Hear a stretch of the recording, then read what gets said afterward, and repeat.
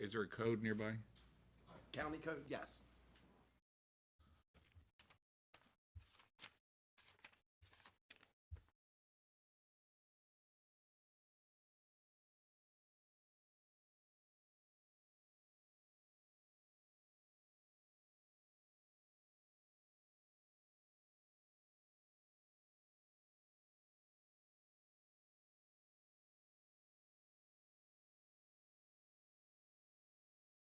Meeting to order the Queen Anne's County Planning Commission for Thursday, February 8th, 2024. We'll start with the Pledge of Allegiance. I pledge allegiance to the flag of the United States of America and to the republic for which it stands, one nation, under God, indivisible, with liberty and justice for all. Next on the agenda, public comments. Do you have anything? I believe we have allowed people here for all the hearings. But nothing for? No general. No general. Okay, next on the agenda. Well, Well, I'm just talking about online. Front row. I'm not talking about. Oh, I'm sorry. we're good? Well, I believe there's people in the room. I'm just talking about online. We didn't have anyone. Okay. But nothing on general in the room, right? I think there's confusion. Okay, Not project specific, just general comments. You'll have an opportunity to Yeah. speak to the projects that are on when we the, get to the project, you can talk about the project. This is not on your agenda. okay, then come forward, please. What this is about.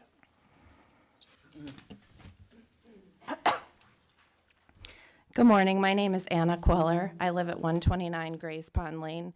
My topic today is the Midshore 3 Regional Solid Waste Facility. You may recall that on December 14th, I also appeared before you to give public comment on the same topic. What we learned that day was that because there is no matter regarding the landfill pending before the board does not have any decision to make. While this may be true that there is no matter pending, I submit to you that the matter should have already been brought before you more than a year ago. I urge you to ask why it wasn't. According to the county's own document, the current land use and development code does not permit a solid waste disposal use in any zoning district in the county. Chapter 18 does, however, outline a process to allow for exemptions for public service uses and provides a procedure for a public service waiver. The county administrator, planning commission chairperson, and the director of planning and zoning have joint authority to grant a waiver for specific public service uses, such as the Midshore Regional Solid Waste Facility, from the requirements of Chapter 18.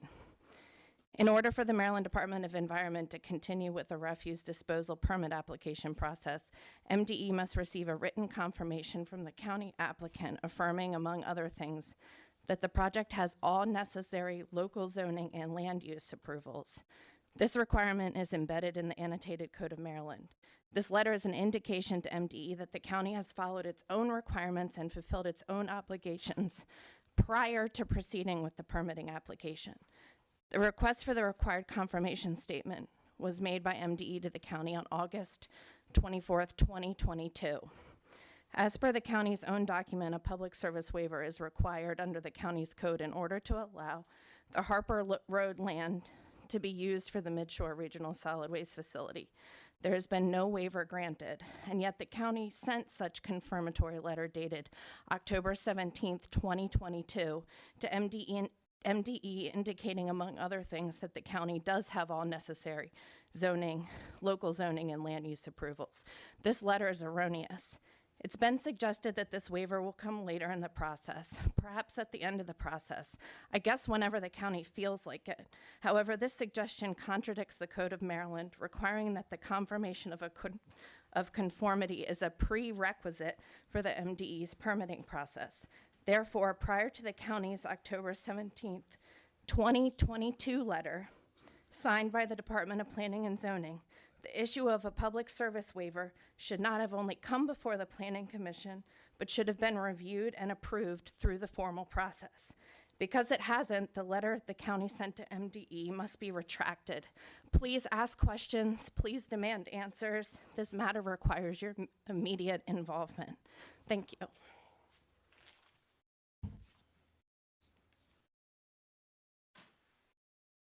Any other public comments?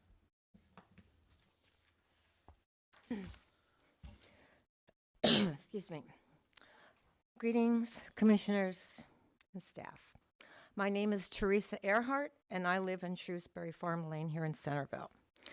I hope that you have received my last two public comments for December and January, which was canceled. This comment will also have 3 exhibits attached. We are a group of concerned citizens regarding the proposed landfill, namely Midshore 3. We have been presented with an unsigned document from Mr. Mon, dated January 24th of this year, on letterhead from the law office of Christopher Drummond, referencing siting criteria for landfills. This document refers to a 2023 comprehensive plan. There is no 2023 comprehensive plan. So I ask, how can you commissioners adhere to a document that is, 1, not signed, states that it is an opinion, and contains false information? That will be Exhibit A. Page 2 of this unsigned document states that the 2015 plan, that's the solid waste management plan, acknowledges the prohibition of privately owned disposal facilities on page 19. Page 19 does not contain this verbiage. Again, how do I ask that you justify and adhere to a document that is not signed and contains false information? That will be Exhibit B. Our group disagrees with the opinion expressed in paragraph 5 of this document, saying, excuse me, that the verbiage is somewhat inconsistent. The author believes that the level 1 screening may render a site unacceptable for further investigation, but it's not an ordinance with the force of law and acts as guidelines for an appropriate site. How can your department state that the location is consistent, but ignored the level 1 screening criteria as homes were approved after the 2004-14 plan, which contains this level 1 screening? Because there's no verbiage in the letter sent back to MDE, there's no verbiage in this letter, how can these plans be applicable with homes having been approved within the listed criteria? I will reiterate that your department signed and provided a consistency letter to MDE dated October 17th, 2022. And it says it is consistent, which has the level 1 screening. That will be Exhibit C. How can your department state that the location is time's up. consistent? Sorry, time's Okay. up. I just want to end that we would love to have a roundtable discussion with any of you. Thank you. Thank you. Any other? Copy of my document. Would anybody like it? Sure, you want part of it? That Yeah, was in your we have it. With the exhibit, sir? We have it. Yep. 3 exhibits. Thank you. Sorry about the typos. Okay, any other public comments? Okay. Election of officers. Madam Chairman, if I may, Yes? I move that we ask Sharon Dobson, current chairman, to do it again. Kathy DeOtis as secretary, Tom Lee as vice chair, and John Shelton as administrative secretary, if they would. Are you nominating us? Yes. Okay. That wasn't plain. Can we get a, can I get a second? Second. All in favor? Aye. Any opposed? Okay, meeting minutes review for the December meeting. Madam Chair, upon review of the meeting minutes from December 14, 2023, I recommend they be approved as presented. Second. Second, any opposed? All in favor? Aye. Extension requests, there are none. Updates, ordinance 2404. Mr. Drummond, can you enlighten us? Okay.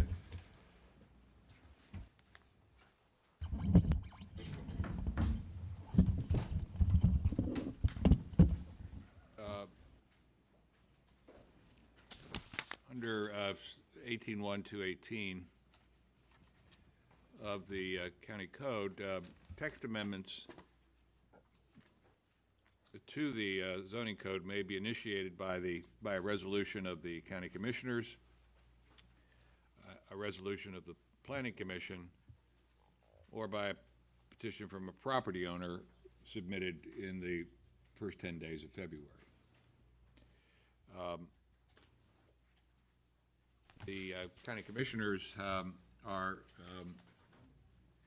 anxious to amend or to seek to amend Title 18 to expand expand is the right word, the regulations regarding medical cannabis dispensaries to all cannabis dispensaries in light of recent legislation in the General Assembly, which permits the sale of recreational marijuana in certain quantities at licensed facilities.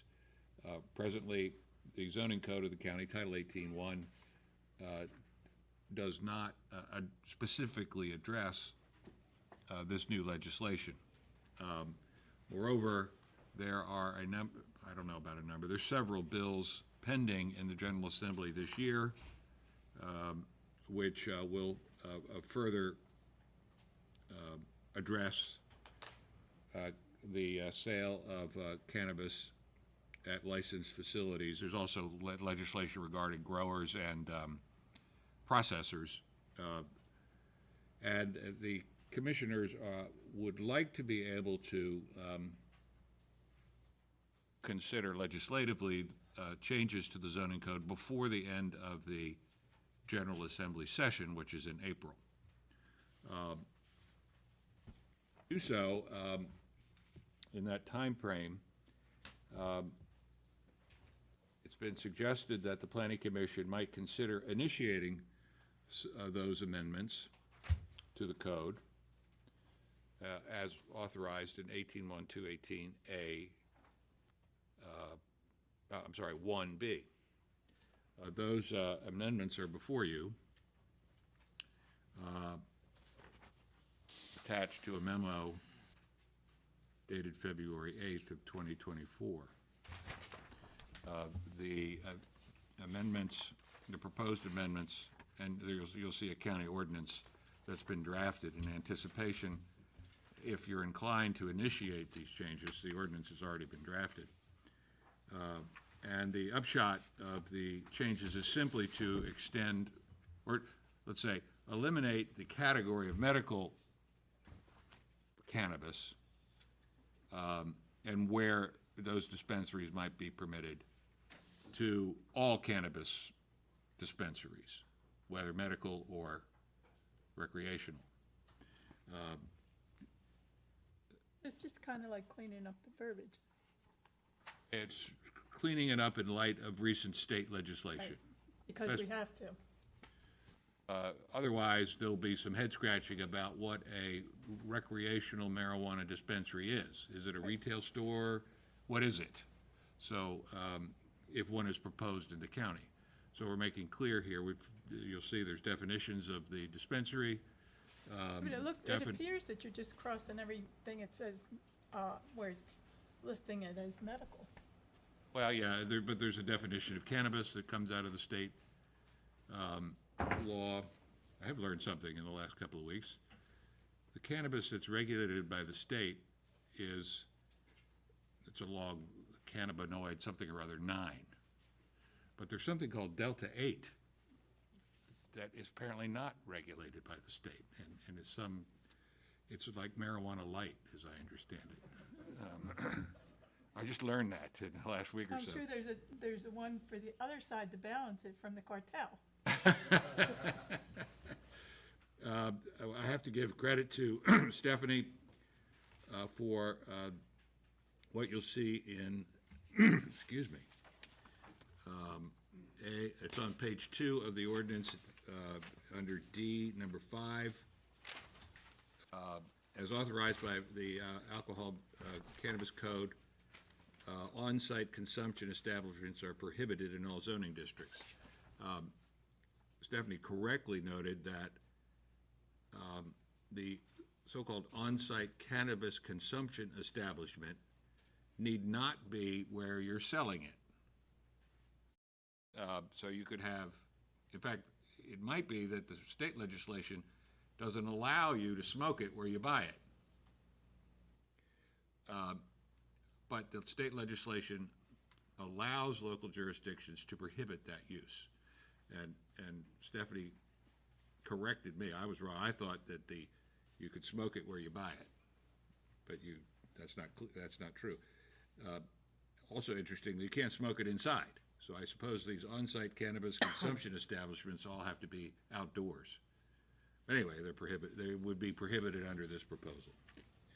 So if the Planning Commission is inclined to jumpstart this the process of legislatively considering these amendments to the code by the county commissioners, we'd ask that a resolution to that effect be adopted by the Planning Commission with whatever recommendation regarding it that you think is appropriate. Have I covered it pretty much? I would just like to clarify one point. Good Yes, morning. Morning. Morning. Apparently, I have, my memo was wrong and my comments are wrong. Good morning, Amy Mordock, Planning Director. And the only point of clarification is relative to our esteemed council's lack of understanding about on-site consumption, which does include edibles. Oh, edibles, that's right, yeah. So the on-site You consumption. can't eat it where you buy it either. Right.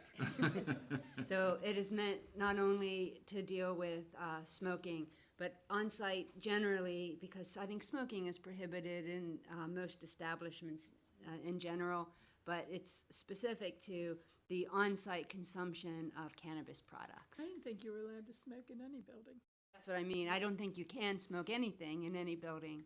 but you So- can eat in a lot Right. of buildings. Yeah, that's right. There is a reference to bakeries in the state legislation.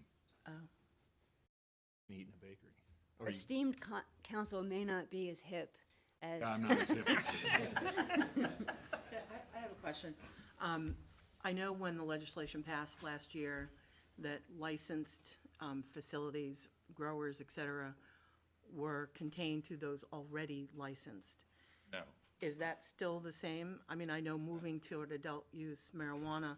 contained is the word. That was the first wave of The first way, licenses. is that still the case that have they can- opened yep. it up now? Stephanie Jones, Long Range Planner, I can clarify that. Okay. So what they did, all the existing medical facilities, Right. they basically transferred to what is now just a license with the Medical Cannabis Commission, I think is the name. So it's all kind of under one umbrella, as opposed to previously the medical was separate and addressed, I think, through the annotated code, the health portion of the annotated code. Right. But now it's all under this, the alcohol and Alcohol, beverage and tobacco, tobacco- no, that's- alcohol, tobacco tobacco, and and cannabis cannabis. commission. yeah. So will they be opening up the licensure for adult use cannabis? They will be. Yes, so they already had around, and I think it closed in December. So the way that the bill established it, they established how many licenses could be granted to each location. So there's two different types of licenses. There's a standard license, and then there's also a micro license. And the micro license is basically exactly what it says. It's an establishment, but at a lot smaller scale. And you can't go above a certain size or a certain, you can't produce above a certain amount. And so with this round of licensing that they just closed, the county, and it's kind of broke up differently. So for standard license, the county will get one dispensary, and that includes the towns as well. So it doesn't, One additional. right. Okay, But that's what I was getting at. Okay, so Right. just one additional, okay. And then the grower and the processors for the standard license, this is done by region. So it's the entire Eastern Shore. There's 4 grower licenses and 8 processor Okay. licenses. But then also for the micro is separate. And then there could be, this is all by region for the micro licenses. There's 6 grower, 6 processor, and 2 dispensary licenses for the entire region for the micro license. Thank you. As you know, there is one in the town of Centerville, Yes, which grandfathered is the wrong word, but that is medical only. Well, it's not anymore medical only. It could include recreational or non-medicine. And that facility, if they could find a location that's consistent with these standards, could move into the county. And then there may be one more.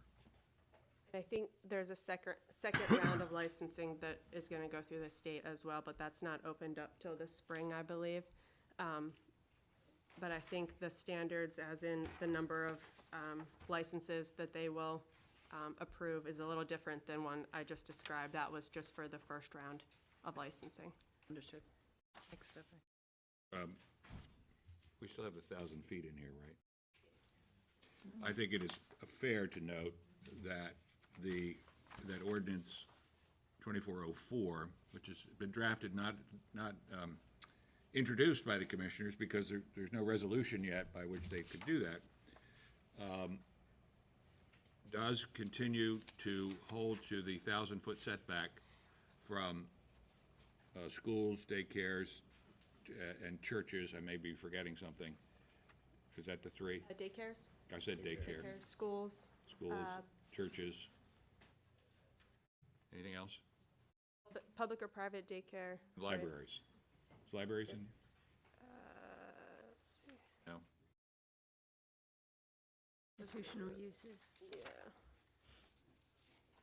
Any rate, the 1,000, that's what's in the zoning code presently.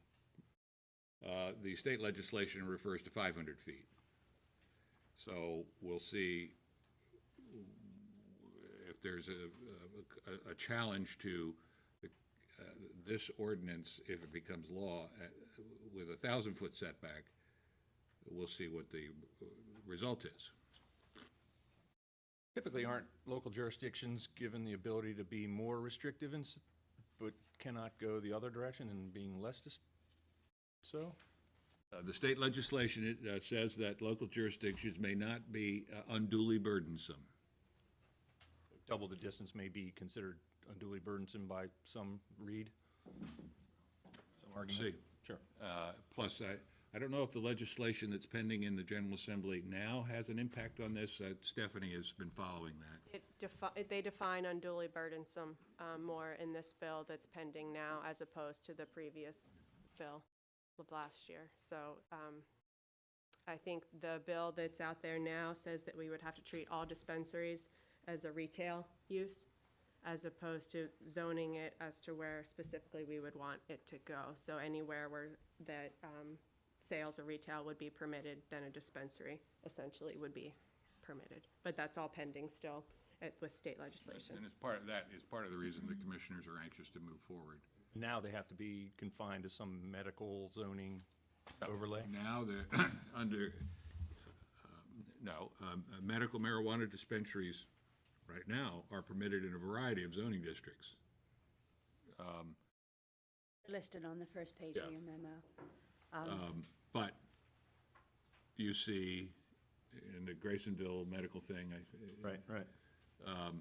and that would be also true for cannabis dispensaries, taking medical out. But they would be all subject in each of those districts to the 1,000-foot limitation, rather than what the state is saying is 500 feet. we'll see. Now, if the state legislation, the bill pending passes, and Stephanie reminded me one of its provisions, if it's just retail, then it can go, and we're preempted, so to speak, then it could go wherever every, pharmacy or general store or 7-Eleven or whatever, subject to the setbacks. 2404 will keep it within the current zoning district. Zoning districts don't change. Right. And are we likely, what's the likelihood we're gonna have to come back and tweak this after session anyway? That would be speculation. So this is preemptive to some extent. I think, if I have to say, I think it's the commissioner's effort to send a signal about this county's view of what's going on in Annapolis. And you may or may not wish to endorse that point of view.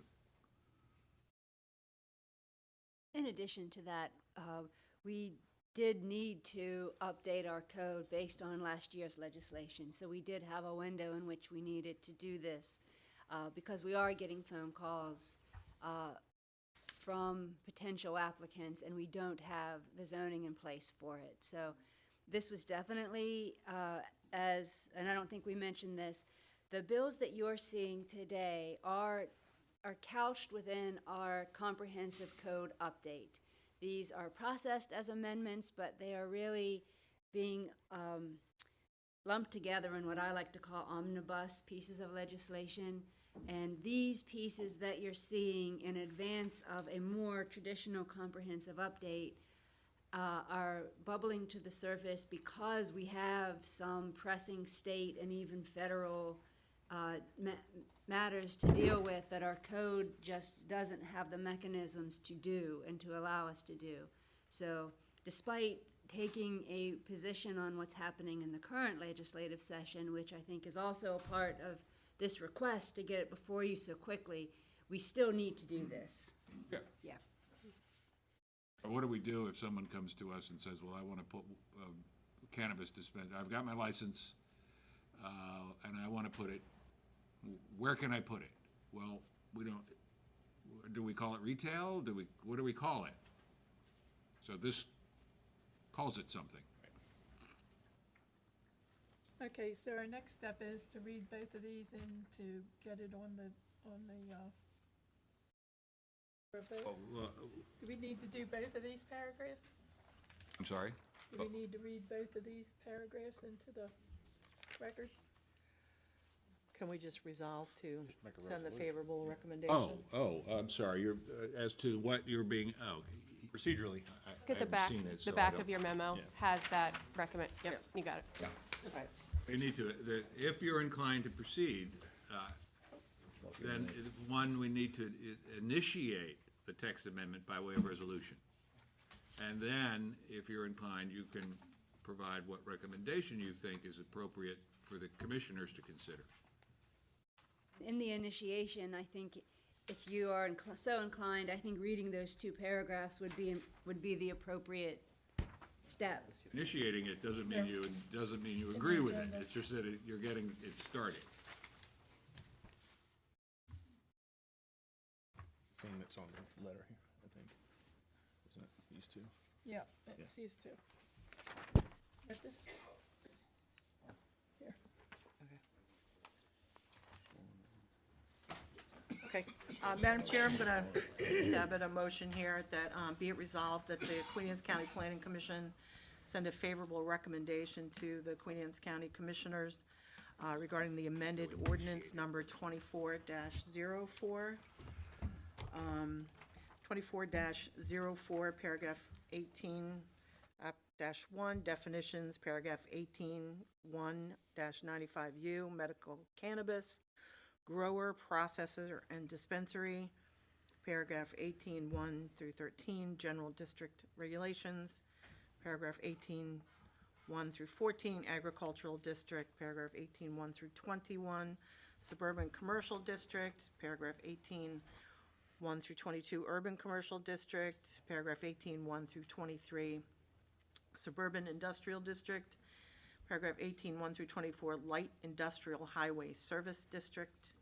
18, 1 through 35, Suburban Industrial Business Employment District. And 18, 1 through 35, Graysonville Gateway and Medical Center District. To amend the existing provisions for medical cannabis licensed grower, processor, and dispensary to no longer be exclusive to medical cannabis, to essentially allow adult-use cannabis licensed growers, processors, and dispensaries in a manner consistent with the current medical cannabis provisions, to prohibit on-site consumption establishments in all zoning districts within the county, and provide definitions for cannabis, cannabis concentrate, cannabis infused product, cannabis licensed grower, cannabis product, cannabis licensed dispensary, cannabis licensed processor, and on-site cannabis consumption establishment. Do I have a second? You can second it. Go ahead and second it. Somebody can second it first, and then. Second. All right, before you All vote. right, now discussion. Before you vote. If you could Go ahead. amend that motion to say that you initiate and send a favorable recommendation. Okay, that, may I edit and amend my resolution that we initiate and resolve that the Planning Commission send a favorable recommendation regarding ordinance 2404 as amended. Thank you. Okay. Comment? Oh, everybody's in favor, huh? Okay, all in favor? Aye. Aye. Any opposed? So be it. Miscellaneous staff items. We're going to defer that category today in light of our long agenda, and a lot of what we've been working on lately is on this agenda, so. Okay. At this time, I'd like to just mention that we lost a very powerful and close friend and colleague, Tom Davis, to this group and to the county. He was a wealth of knowledge and a wonderful person. He was so helpful. I know he was helpful to me, and I'm sure he's been helpful to everyone here.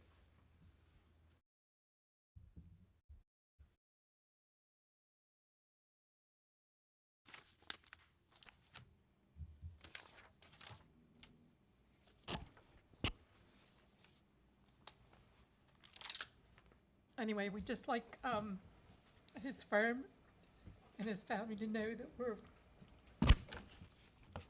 looking forward to continuing our close relationship. Excuse me. Let's call for a break.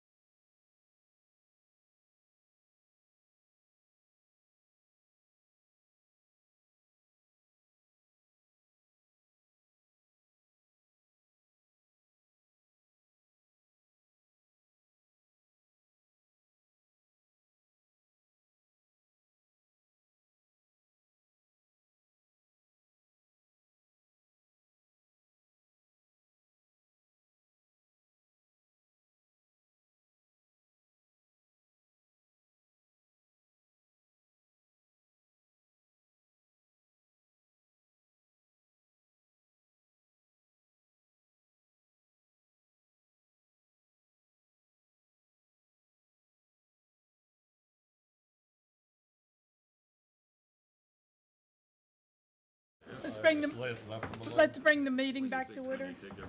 I apologize for the meltdown.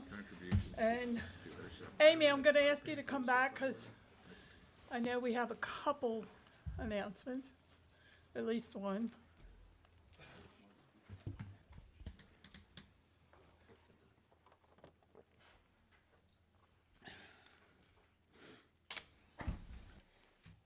Yes, so, I'm sorry, I think your announcement was so close to the heart to what we're all feeling that I forgot that I had another announcement.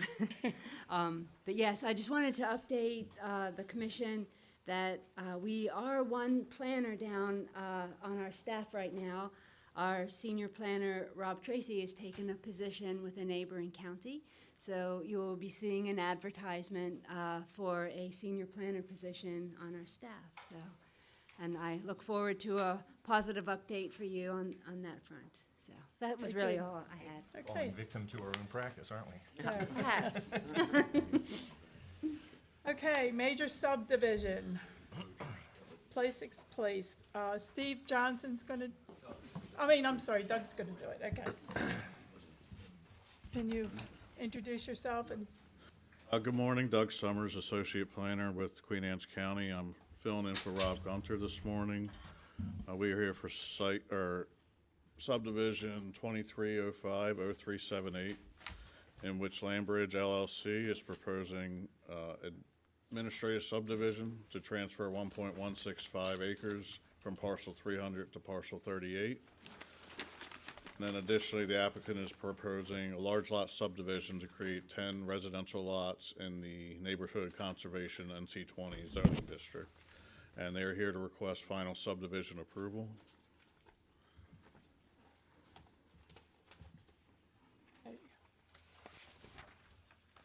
Maybe the slide wants to work.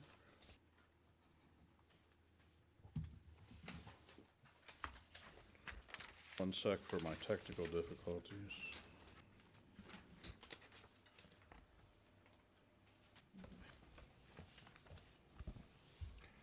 That's not a compliment.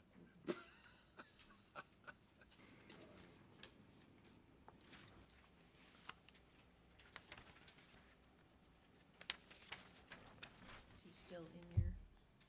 Oh, no. He's been gone for 2 years. Can't leave long now.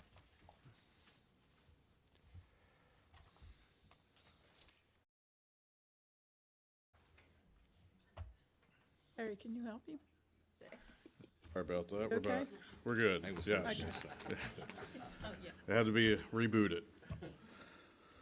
The site is located on the far western part of the county in Kent Island. It's directly north of the American Legion and south and east of the Bay City subdivision.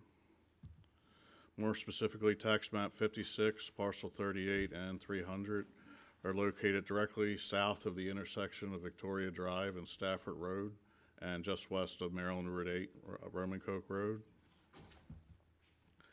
This slide depicts the administrative subdivision, which parcel 300 is going to transfer 1.165 acres to parcel 38. Parcel is located, as noted, in the NC20 zoning district. It's also in the Stevensville-Chester growth area. This is an overall layout of the subdivision. The minimum lot size in NC20 is 20,000 square feet. All lots meet this in various sizes. Sewer allocation for this project was granted in 2021. There's a combination of elements to address stormwater management. They've all been reviewed and approved by DPW. APFO for this, the review triggered school review, and the administrator determined that adequate capacity exists for the students that would be relative to this subdivision.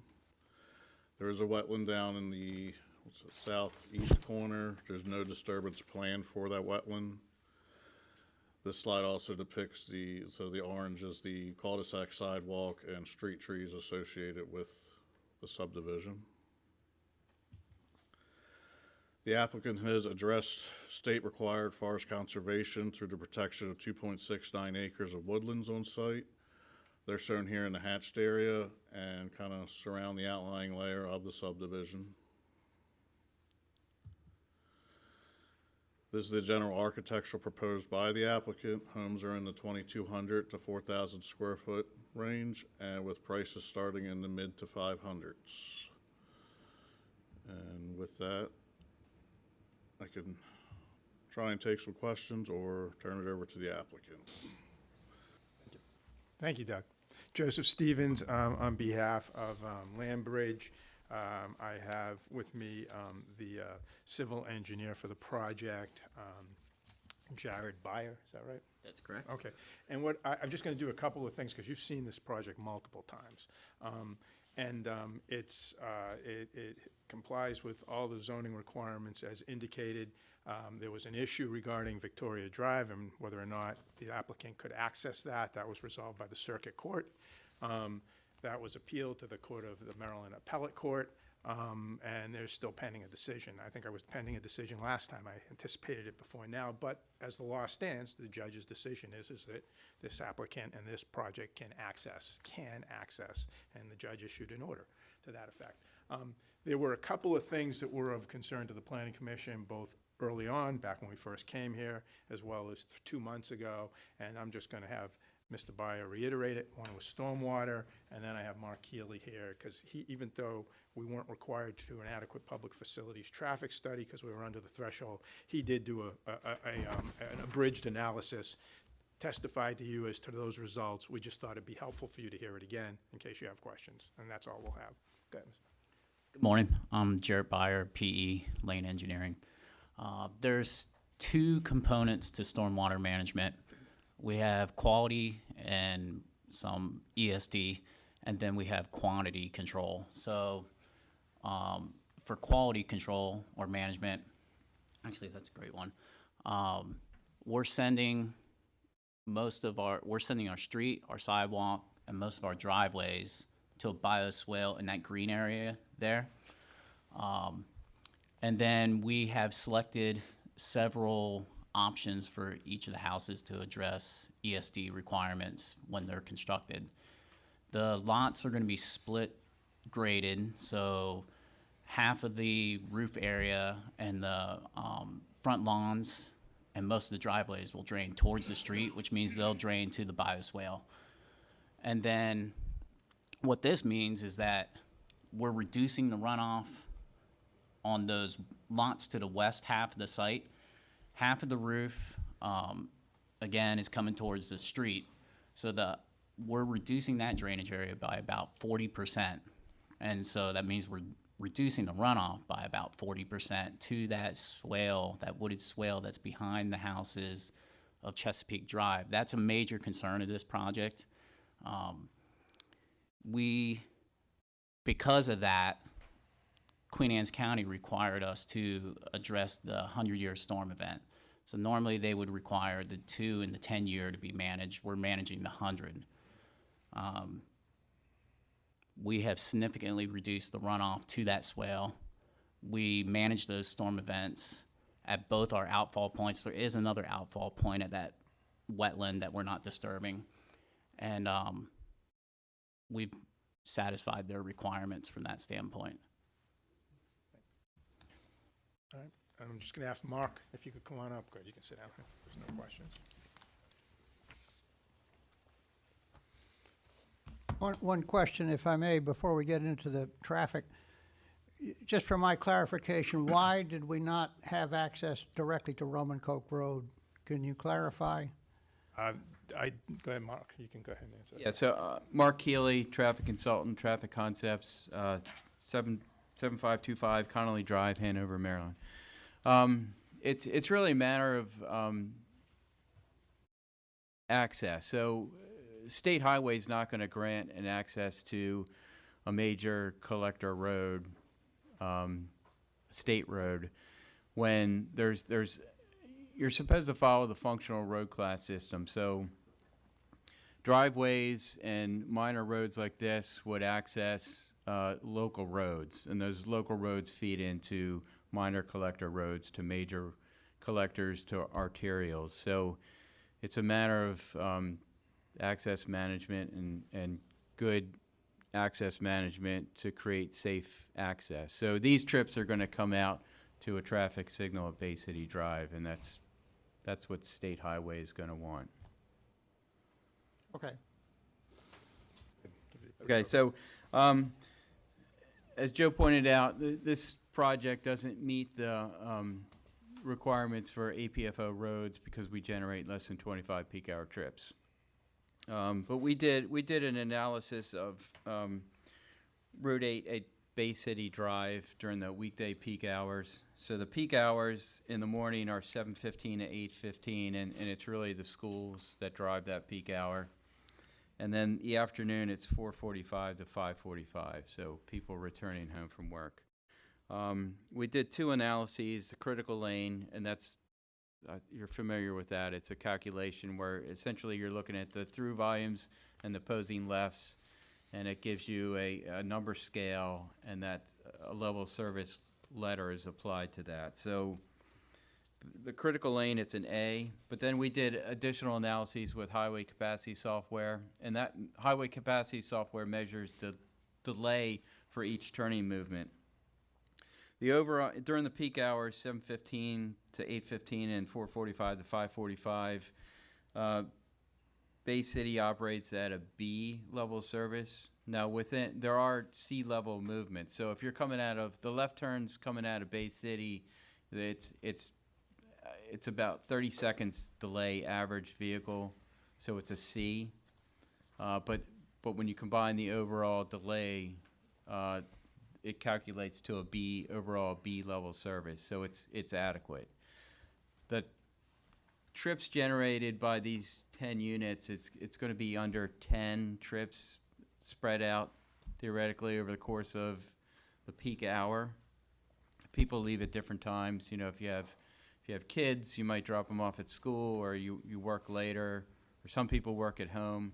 So our findings is that the intersection works at an adequate level of service according to the Queen Anne's County APFO, which it's got to be C or better. SHA, it's D or better. And the trips generated by this project in the peak hour is not going to change that good level of service. Can you just speak to the school? Because I think there was some discussion about, you know, when school's getting in the morning, it takes a little longer to get out of that Yeah, light. so when we count, we put cameras up, and which is great, so then we can look at the counts over the course of 2 hours. So when the school buses are coming in, they're coming in at, it's probably a 15-minute time period when the buses are all coming in together. I mean, there is delay, and that's what we captured in that 7:15 a.m. hour. So that's why there's C levels of service and there's delay up to 30 seconds. But then that traffic clears out, and I would suspect after that 8:15 time period, the levels of service probably are A or better once all the school traffic clears out. It's just the signal timing looks like it's pretty good. It's working fairly well. But that's not a function of the 10 additional lots. That's just a function of having the school across the street. That's correct. Okay. All right. I didn't know if you That's clearly only occurring during that school. short window, yeah. Well, not in the summertime. And not in the summertime, yes. Yes. I don't have anything further. And I don't have anything further except to ask you to give the project final subdivision approval. It's been before you multiple times. And I think we've addressed, I know that there's probably people here that are going to say they don't want to see any more subdivision. They don't want that subdivision there. But the two major issues that were brought up, which was the access to Victoria and the stormwater and it bleeding over onto lots that exist, we think have been addressed very thoroughly, and the applicant has spent a lot of time and money to address those. So we'd ask for final approval, and thank you. If you have questions, I'll step back and you can ask me. Okay, do we have questions? I have one either for Doug or Mr. Stevens. The last paragraph, just above facts and findings on our staff report, comments on County Ordinance 2203, repeal the section of the code, means the standards previously found in 18166 no longer apply to subdivision. I did not perform my due diligence last night and track down 18166 because I figured I'd just ask. You want to take a stab at that, or? Yeah, so there were We used to have woodland provision where no more than 40% of woodlands could be cleared on a site. However, what the county commissioners repealed that, and it appears July. It was adopted in November, and it went into effect at the end of this year. So that This 40 year or last year? last year, December 23rd of last year, sorry. So the 40% is no longer, it's not even in code anymore. So for tree retention protection, it all falls under the Forest Conservation Act at the state level now. So, are you removing greater than 40%?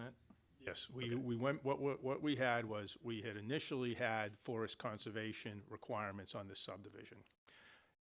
The years of delay and litigation resulted in some additional area on the site, moving from scrub to what the county defined as woodland under the old 18166. And so we came back and we added a little more in, and we complied with that. When 18166 was repealed, the project went back. There's not a huge significant difference, and I have somebody here who can tell you what those numbers are if you want to know. But we went back to the Forest Conservation Act requirements, which is all that's required right now by the county. I don't mean all, it's still fairly substantial in terms of required protection. The site's not in the critical area, so we don't have critical area requirements. There's no mitigation required as well? There's still forest conservation required. So that's, well, okay, so what's being retained is the required portion that you speak of? Yes, sir. Got it. Yes, sir. 18166 arguably was more restrictive in certain respects than the Forest Conservation Act, which is 18.2 in the code. And that was, it had been a thorn in the side of some folks for a number of years, and then those folks convinced the commissioners to repeal it. Remember that, just couldn't remember the numbers, the numerations, so thank you for the I clarification. also want to say the developer is here if you have any questions of them. I think it's correct to say that the thorn in the side was not these folks, it was someone else. I remember. That's accurate. Do we have any other questions? All right, public comment.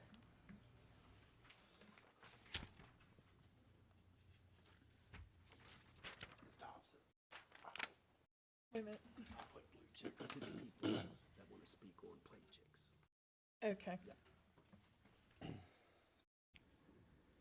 I'm gonna call them in order, if that's okay. That's fine. Grace Samarco? About 3 minutes, right? Yes, and you have 3 minutes, maximum. Talk fast. Good morning, I'm Grace Morning. Samarco. I live at 723 Duval Road. I also am a longtime member of Living Water Lutheran Church. Excuse me. What I want to share with the ladies and gentlemen here making the decision is that Bay City has been fighting this development for probably 20 years. I got involved with the sale of the property in 2009, and we offered it to Bay City. Bay City gave us a down payment. Bay City took the down payment back. I wouldn't have given them back the down payment, but the minister was Christian and he gave them back their money. They could have had the property. So we canvassed the neighborhood because we live in neighborhoods and we wanted to know what their objections were. So I'm going to share what the true objections were, not in the homeowners association because they don't even have the consensus of the whole homeowners association. It's a group of people who now it's become like two rams butting heads. It's homeowner pride. They said they weren't going to develop it and they're not going to develop it, so they think. So some of the people said they like the privacy. They like the woods across the street from the house. Their kids play in the woods. And those woods made a very nice landfill, which also was an accident looking to happen with the kids playing in the woods and appliances being dropped off in there, which Mr. Dixon had removed when he started doing the surveying. In addition to that, the money that Bay City has spent fighting this, they could have owned it 3 times. I could have made a lot more money for the church if they gave us the money instead of fighting it. They could have owned it. They could have built their whatever they wanted to build, or they could have left it for their landfill and their children's playground and their privacy. It's basically gotten down to just we don't want it. Did they fight the Ellendale development? I saw, like overnight, there's another development that popped up over by Noxie's. I don't know the name of it, so forgive me. They're not fighting that. They're just fighting because they don't want this in their neighborhood. It's going to increase their home values. Mr. Dixon or Landbridge developer is doing everything to code. I just hope that you take all those things into consideration when you make the decision in favor of Landbridge developing.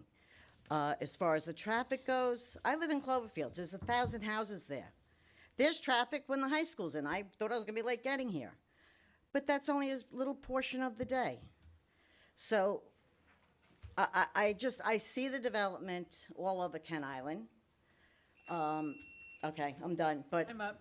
Thank you. Okay. Bruce Orr?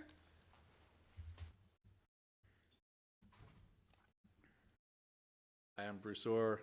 I work for Lacrosse Homes. I've been with Lacrosse Homes for about 10 years now.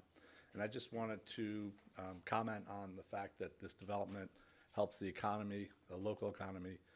We put local tradespeople to work to develop these homes. We also provide these homes for local people here in the community. So I think it's a trickle-down effect that impacts the whole area.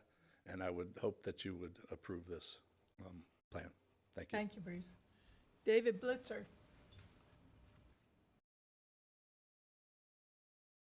Good morning. My name is David Blitzer, and I'm here on behalf of the Bay City Property Owners Association, which is the HOA for the over 700 homes in Bay City. As many of you know, the prior preliminary proceedings, droves of residents of Bay City showed up expressing profound concerns about exacerbating existing traffic issues within the community, existing flooding problems, the use unrestricted or inability to restrict the use of Bay City's private amenities by these new residents of this subdivision that will effectively be attached to but not part of nor contributing to the cost to maintain those amenities in Bay City. But perhaps the most important issue I want to bring to your attention and just reiterate is this access issue. Mr. Stevens is correct. That issue is currently the subject of litigation. We do not have a resolution of that issue at this time. Final approval today would be effectively pointless if the court ends up ruling in our favor, which frankly we are confident it will, because the entire subdivision will need to be completely redesigned without access from there. To Mr. Tillman's comment about or question about whether access from Route 8 is possible, to be clear, despite this gentleman's speculation about whether State Highway would approve that, the applicant expressly testified under oath in the court proceedings that that has never been explored. He's never actually pursued approval for access from Route 8, nor has he ever been advised by State Highway that that would not be permitted. So that is a red herring, to be quite honest. I also want to make clear that for the county, I'm concerned for the county's sake that their final approval today without first getting this court decision could cause problems for the county down the road. The applicant has repeatedly asserted that it is relying entirely on the county's position that this is a public road that it is seeking to access from. That's its reliance on the county. If final approval happens today and that determination by the court says, in fact, it is not a public road, does that present issues for the county? I think it's a profound question and concern, and I think should be very relevant in your consideration today. Okay, thank you. Madam Chair, excuse me, Mr. Blitzer, I have a question for you.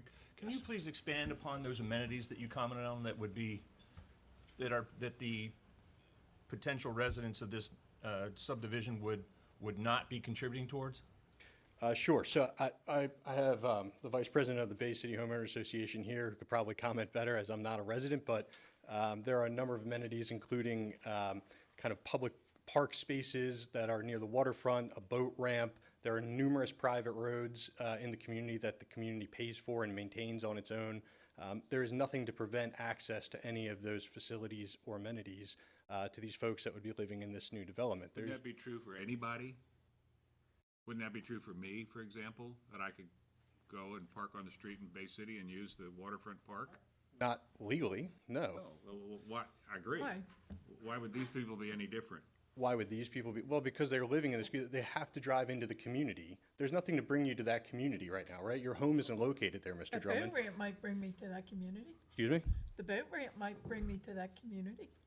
We could speculate about that, but as far as I know, that hasn't occurred. These people have to actually access a private development in order to get to their home. They will have to enter it. There are two entrances and ways in and out of this community to a public main road on Route 8, right?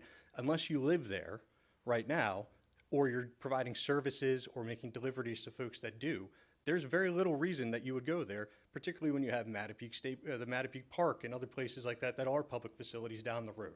These people will have to enter into this private community, and there is no way for the community to prevent them from utilizing any of the amenities in this community. There's issue membership cards. You know, I think that is essentially putting the onus on Bay City to have to police its own amenities that were built and constructed at its own cost, that are maintained and paid for by its residents, and there's no obligation being placed on the residents of this proposed development to contribute to the cost to repair, maintain, and replace the amenities that these folks are essentially going to shoulder the burden, the financial burden of providing amenities for free. Because there's no realistic way to prevent these people from driving down the private roads in order to avoid backups in the morning or the afternoon. I hope that answers the question. Thank you. Thank you for your time. Jay Sullivan.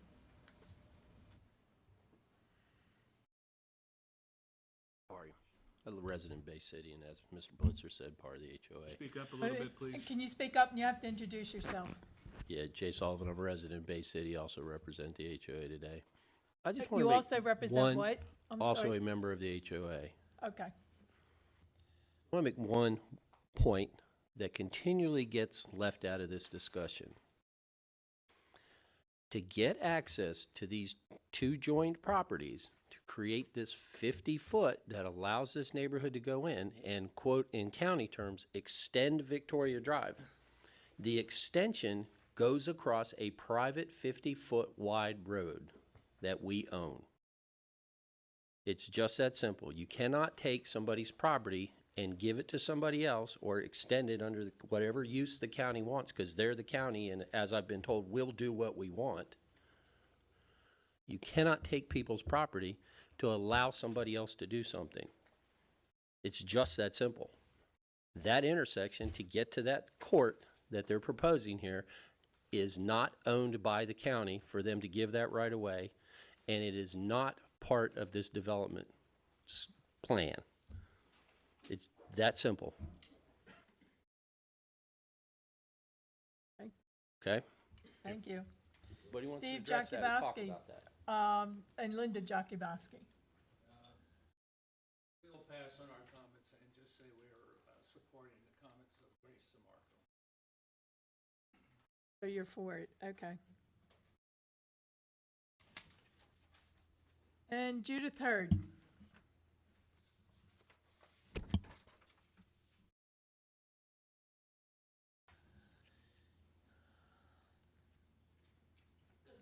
Good morning. My name is Judith Pull Hurd. pull the microphone down so that you can, okay. Better?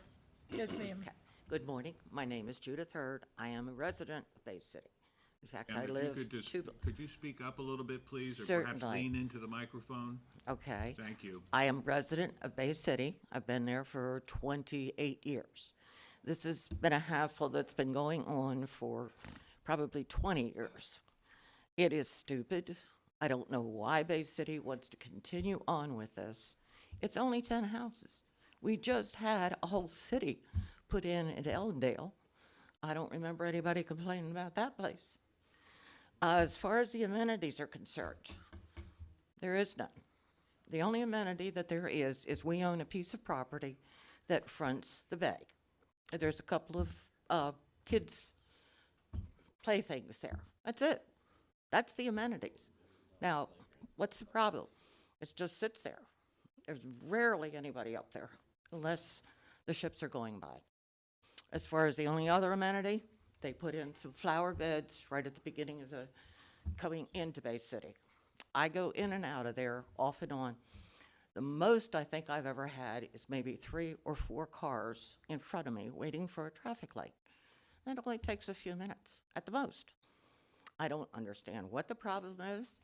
I do know that at one time the discussion was Stafford as being a private road. Did Stafford go all the way through, or did Victoria go all the way through?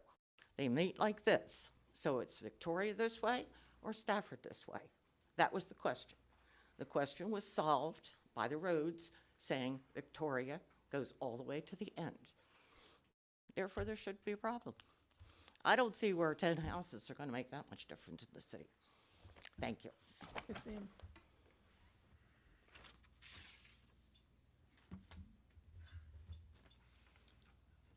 Okay, any public comment?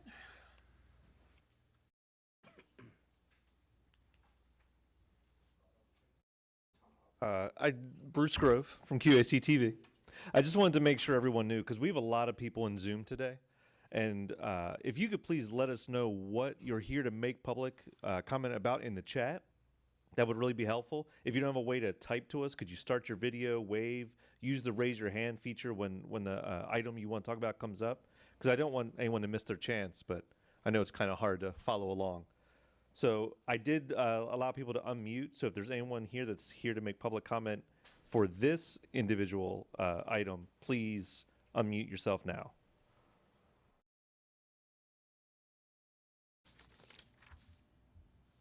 It looks like we had, Mary. Yes. Please introduce yourself and then make your comment, please. Okay.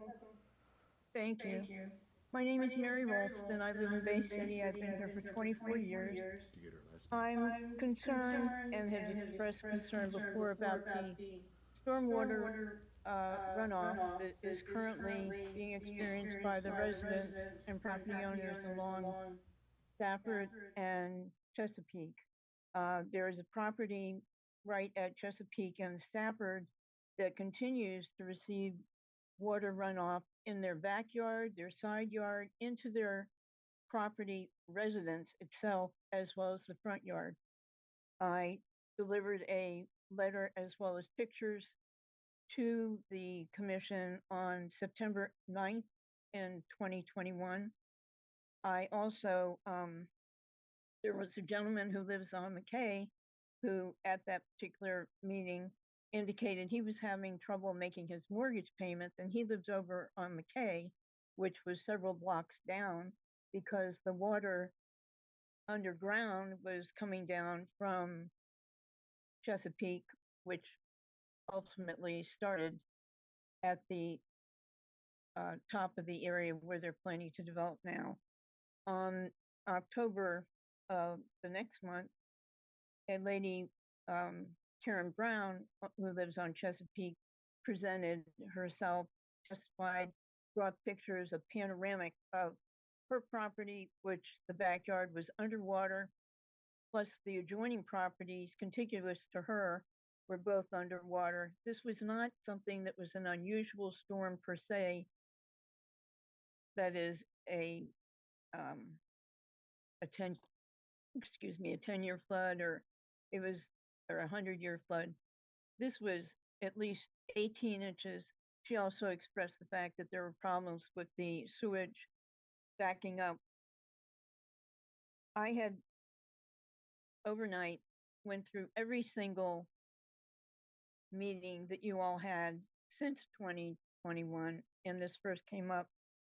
And currently the Department of Public Works is working on projects to correct problems where there is the in-ground issue of water, not only on the surface, but where it doesn't collect properly.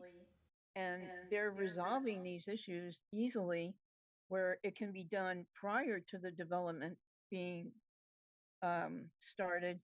and can be taken out to the bay so that these people, the residents there, not only on Chesapeake, but it goes to Buckingham, Victoria, McKay, all the way down to Chenoweth and Broad Creek. It can be taken down to the bay and resolved. There's one thing I would like Oh, to time's up. Sorry. let you all hear, Hello, if I sorry. may. And Mary, I'm sorry, time's up. Okay. Thank you. Okay, anyone else, if you want to unmute, now's the time. Yes, I'd like to Keith. speak on behalf. Sure, of introduce McKay yourself, Road. please. Yeah, my name is Keith. I'm from Bay City, on McKay Road. Concerns were also the flooding. The county has came through on numerous occasions to try to rectify the problems by putting more drain fields in, under roads, to widening the canal going out to the bay. This still creates a problem because when the bay tide is at its high level, the water still backs up into McKay Road and still keeps the water up onto Bay City Road. I think that this is going to become a problem also with the new community. It might not drain this way, but it is going to affect the other parts of Bay City. They're putting in these reservoirs stating that this water is going to reside to that area. That water will rise, and the water will back up into that area and also create problems for other parts of Bay City. I think it's been smoke and mirrors saying that they can control this. There has been nothing that has brought in Corps of Engineers to make these outside studies. And I think it's a bad idea for the residents of Bay City. So I disapprove on this movement. Okay, thank you. Last call for anyone else that would like to unmute. Okay, I think you're good. Okay. So, where are we? I guess I need a motion. Madam Chair? Yep.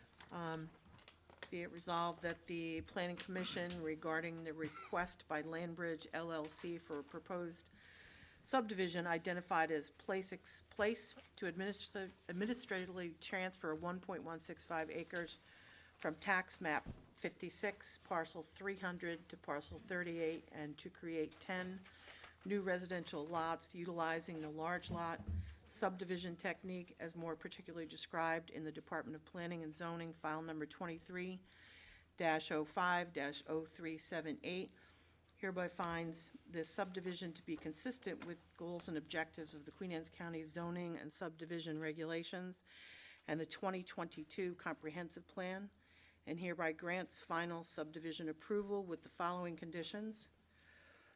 Any remaining edits and/or documents required by a reviewing agency are reviewed and approved with the final subdivision review. Any required legal documents must be approved, signed, and recorded. Any required bonds, sureties, review, and inspection fees must be submitted to the Department of Public Works and the Department of Planning and Zoning as appropriate. The existing septic system on parcel 300 must be abandoned according to the Department of Environmental Health Standards. The existing well on parcel 300 must be abandoned and sealed by a licensed well driller, and a well abandonment report must be submitted to the Department of Environmental Health prior to final signatures, and all required signatures must be obtained. Is there a second? Second. Before you take a vote, I think it might be helpful if the Planning Commission considers making some specific factual findings to support the motion, in as much as obviously this is a contentious issue. It's been in court. This decision is likely to go to court. It seems to me it would be, we don't want it to come back for alleged or perceived lack of factual findings. So I suggest that you perhaps may look at pages 2 and 3 of the staff report.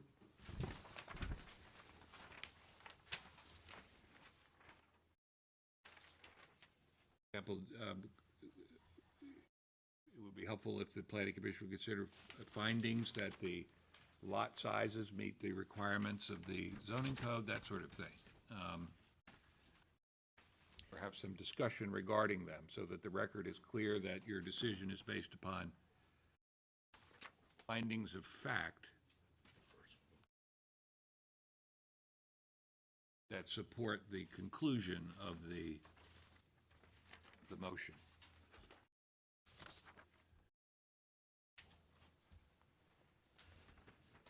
Chris, do you think it would be Not appropriate? sufficient to simply incorporate it. Do you think it would be appropriate for the planning commission to acknowledge the findings of fact that are articulated, adopt them as findings, and then speak about specific topics? We can do that, but my legal advice is that you need to specifically discuss. You don't want this coming back on a technical ground that you did not adequately discuss and make factual findings to support approval. So do you want me to read all the bullet points on 2 and No, 3? no, Okay, you just can the ones incorporate, that- you need to Okay. All right. Okay, I have some. Sorry to do this publicly, but It's okay. we need okay. to discuss and make findings. All right. I understand. Okay. I don't want to give Mr. Blitzer an easy win. Madam Chair, if I may amend Okay, my. Tom's going to take over the Okay. meeting for a minute. All right, Mr. Vice Chair, if I may amend my previous motion to incorporate the following findings, facts and findings. The proposed project site is zoned NC-20 and per 18-1-19B, 7 large lot subdivisions are a permitted use. The project proposes to revise the property line between parcel 38 and parcel 300. Parcel 300 will transfer 1.165 acres to parcel 38. After the administrative subdivision, the total site area for the large lot subdivision on parcel 38 will be 7.834 acres. The proposed subdivision would take access via Victoria Drive, as indicated in an April 6, 2016 letter from Mr. Todd Mon. If parcel 38 were to acquire sufficient additional property adjacent to the Victoria Drive right-of-way, access to Victoria Drive could be permitted. I think it's important in that context to note, I hope you agree, that at presently, the sort of law of the case is that Victoria Drive does extend to the property line that is subject to an appeal. But at the moment, what we must rely upon is the circuit court's decision, which provides that Victoria Drive goes to the property line. That's. If I could incorporate Mr. Drummond's previous comment there into my amended motion, please. And then the administrative subdivision does satisfy this requirement. The large lot subdivision proposes a total of 10 new lots. Parcel 38 could support a maximum of 17 dwelling units. And finally, all proposed lots have adequate frontage along the new proposed road / cul-de-sac to meet the minimum code requirements. Let me see. Is there anything else we need to say? We have a motion, we have a second, we have an amended motion. Do we have a second of that amended motion? Second. There's now a second. Further discussion by members of the commission or council? Satisfied? All right, all those in favor of the amended motion and second, aye? Aye. Any opposed? Any abstentions? Motion carries. While we went through that exercise because of this, the controversy of this one, we really should be doing that for every Every time. Agreed. All right. Next on the agenda, major site plan, SP 2305, 0105 Kent Island Crossing, Reliable Real Estate Services LLC. Who's sitting in for Rob on this? So Steve? All right. Steve, you have the floor when you get ready. Sure.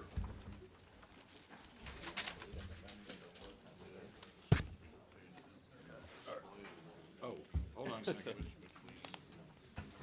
1 second.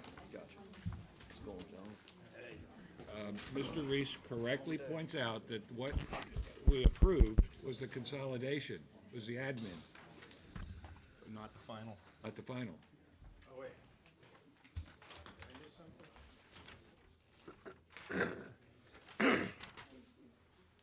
Kevin, Wait a minute, I'm not sure I that's gonna come up understand. if you want to get.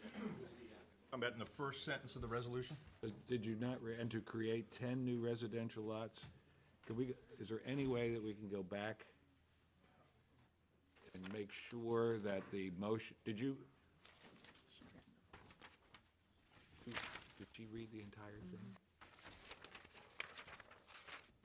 You read the whole paragraph, right? Yes. The top? Resolution? Yeah. Yes, Okay, well, the 10 lots is mentioned in there. yes. Do you think And- that's legally sufficient? Read it. Okay. Yeah, and to create 10 new residential lots. Yeah, and to create. Yeah, I think that, Okay. it's okay. Sorry. Yeah. If council says it's good, I'm good. All right. Racy, good? Sure, Kevin, All you right. guys come up if you want. Good morning. I'm Steve Johnson, County Planner. It's good to see everybody. I'll try to do my best to fill in for Rob here. As stated, we're here to discuss Kent Island Crossing. The applicant's proposing to administratively combine two parcels for the creation of an approximately 147,337 square foot commercial development that will include 4 restaurants, office space, retail space, a grocery store, and an 88-unit senior independent living facility, and they are requesting major site plan approval.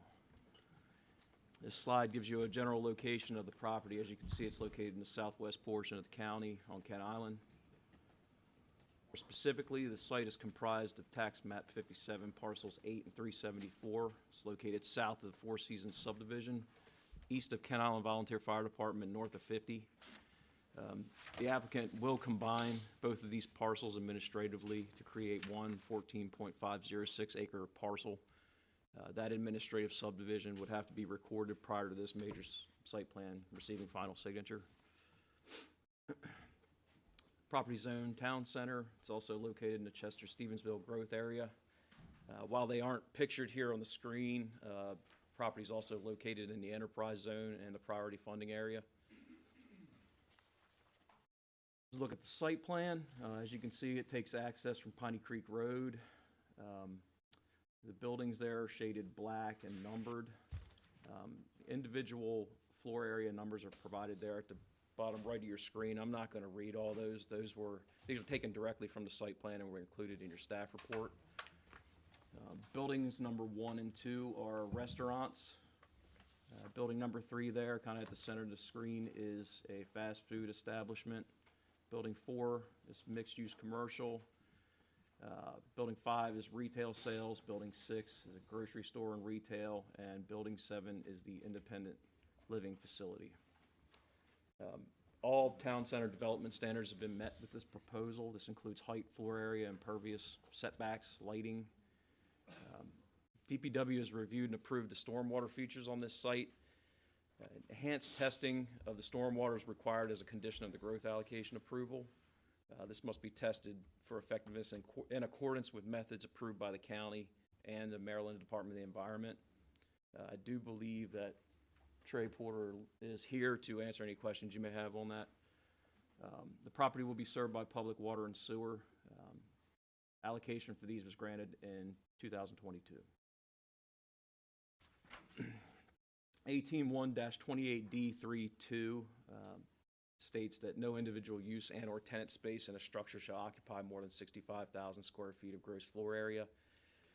All of the buildings combined here, their total floor area is 55,070 square feet, which is far less than the 65,000 maximum. There are exceptions listed in 18-1-28D32K. Nonprofit and for-profit institutional uses are on that list. The independent living facility is considered an institutional use. TCUC design standards require connectivity on-site and off.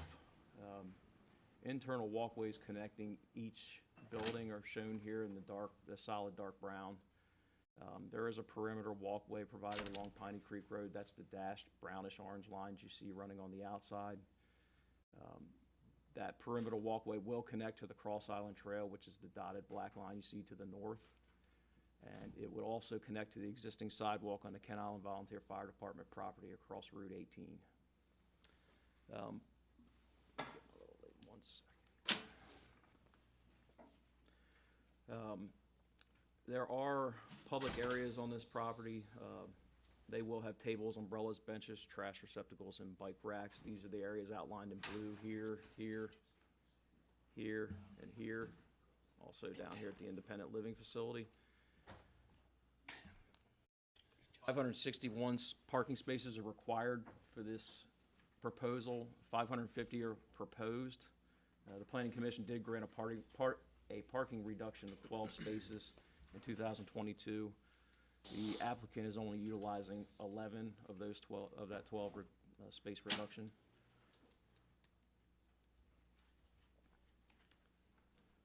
This project meets all landscape requirements, including additional plantings as a condition of growth allocation. The 300-foot shore buffer is present on the site. There's no disturbance proposed to it. It's shown here outlined in blue, this blue dash line. There are non-tidal wetlands, streams, and their associated buffers on the southeast corner of this property down in this vicinity. The only disturbance that is proposed is to the non-tidal wetland buffer. They're proposing 2,284 square feet of disturbance, which has been authorized by MDE. A copy of that authorization was attached to your staff report. Critical area forest also exists in this area. There is no disturbance proposed to that area, and it will be placed in long-term protection. Forest conservation requirements for this property will be met by the planting of 37 trees in the upland portion of the property in this area here where my cursor is. They will also be utilized to further enhance buffers in this area.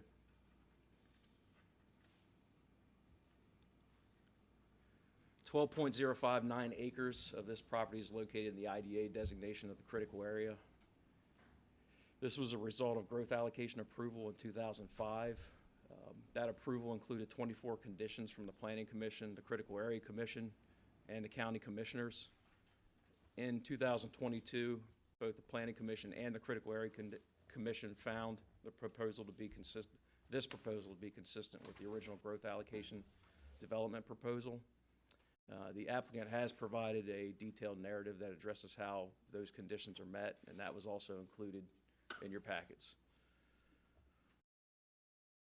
This project will meet the requirements of the adequate public facilities ordinance. As stated before, allocation for the water and sewer was granted back in 22, and the deposit has been paid by the applicant. The schools were not impacted as there are no proposed residential uses. The applicant is required to make several transportation upgrades. These include installation of a traffic light at Route 18 and Piney Creek Road, which is right here. Improvements to the traffic circle at Route 18 and Castle Marina Road in this area, and improvements to Piney Creek Road. Here is a bird's eye view of the site. You can see all the buildings there I discussed earlier, and the access from Piney Creek Road. Here's a look at the sign and entrance feature. In this view, you can see the retail stores here on the kind of the left here. This is the grocery store, and retail is on the side of this building as well.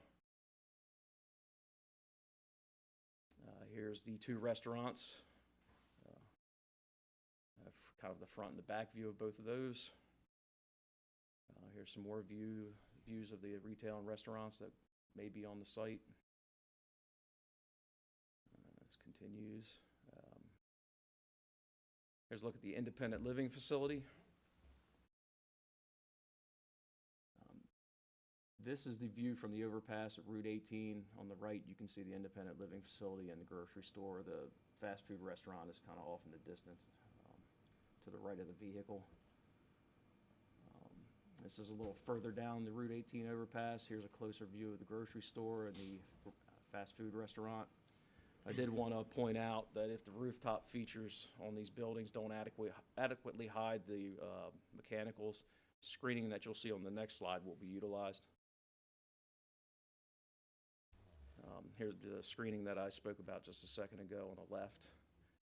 The remaining pictures on this slide are of the amenities that will be provided on the site. The gazebo will be at the independent living facility. Will the screen be colored the same as the roof, so it's not sticking out like? I am sore unsure of thumb? that. Maybe Kevin can clarify that when we get a little Okay. further along, but. The developers here too. And It with. says screen shall be colored to match the building trim. Oh, okay. It's just sticking up there. It says I think I'd rather screen look shall at be the colored to HVAC match the system building than trim that thing. color. Okay, well, thank you. With that, I'll try to take any questions or turn it over to the applicant. Okay, thank you. Good morning, Planning Commission. Joseph Stevens on behalf of Reliable Development Services. And let me just give you a brief overview of what will, the additional information we'll give you. I have Kevin Sharon here with DMS and Associates. He's going to just elaborate on a few of the design, civil engineering design aspects of it, the wetlands not being impacted and so on and so forth. Then I have Mark Keeley here, who did all of the traffic analysis for this. This project's been in the works since 2004. In 2004, it was a giant shopping center, giant food shopping center, and a strip commercial center and a very large gas station. The gas station component's gone. The strip center commercial is much less intensive and broken up. The grocery store is a smaller, more boutique store. Do we have a name for that? Yeah, the developers here. Briefly, John, could you just tell them what the grocer is? John Dixon, on behalf of Reliable. Because I knew that was going to be a question, so I'll just bring him up. John Dixon, Reliable Real Estate Services. We just signed the lease 2 weeks ago, so I can now tell you it's Grocery Outlet. They are out of California. They have a store they opened in Salisbury, one they've opened in Cambridge, and they're expanding throughout Maryland. It's called Grocery. Grocery Outlet. I don't love the name, but if you go on their website and look at it, it's a very nice grocery store. Okay. All right. I'm sure you did due diligence. We did a lot of due diligence. Thanks. Thank you, John.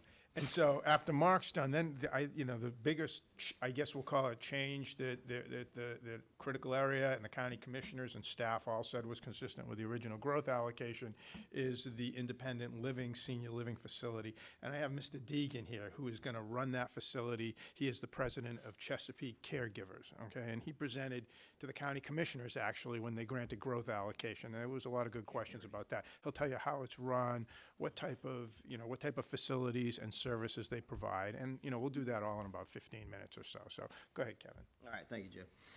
Kevin Sharon, DMS and Associates. I don't want to reiterate everything that Steve said, but just wanted to kind of go through some of the highlights of the property. The two parcels that will become one have been designated for development by the county for years. It's in the Chester-Stevensville growth area. It's in the enterprise zone. It's in the priority funding area.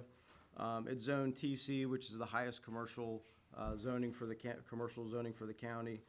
It received growth allocation and is designated IDA now, and it's served by public sewer and water. The majority of the site is predominantly an open field. There are some natural resources that exist on the site, but as mentioned earlier, they will all remain intact and undisturbed. There's non-tidal wetlands. As Steve pointed out, we do have a permit for a small portion of the non-tidal wetland buffer. There's a perennial stream on site, no disturbance, 300-foot shore buffer, no disturbance, 1.3 acres of woods, and no disturbance there also. Also like to point out a couple of items that are later in your resolution. The layout for the entire development has been done to efficiently accommodate vehicles, delivery vehicles, pedestrians, and even emergency vehicles. And I point that out because even the last comment letter from the fire marshal stated that the fire marshal's office has no further comments. So they're satisfied with the layout in terms of emergency access. Landscaping has been provided per the code with buffers and screenings, screening around the perimeter of the site to offset any adverse views, which is one of the resolutions that you'll get to when you go through the approval process, hopefully. And then for stormwater management, we're meeting all county requirements and critical area requirements. And Brandon Davis is here to expand on the stormwater management on site. You want to take that over, Brandon? Brandon Davis with DMS and Associates, civil engineer for the project. Just to provide a little bit more information on the proposed stormwater management. We have 12 microbiorotentions, 3 bioswales, 5 separate areas of permeable pavement, a submerged gravel wetland, and also proposed stormwater management pond. The bioswales and microbioretention are generally scattered around the perimeter of the property with a few on the interior as well. All of these facilities combine to collect the site's proposed stormwater runoff, provide storage, provide water quality treatment, and then a responsible discharge as well. The on-site treatment and storage will connect to a proposed storm drain system that will outfall to the stormwater management pond, and the treatment facilities, in addition to the pond, will provide water quality and water quantity control requirements for the project.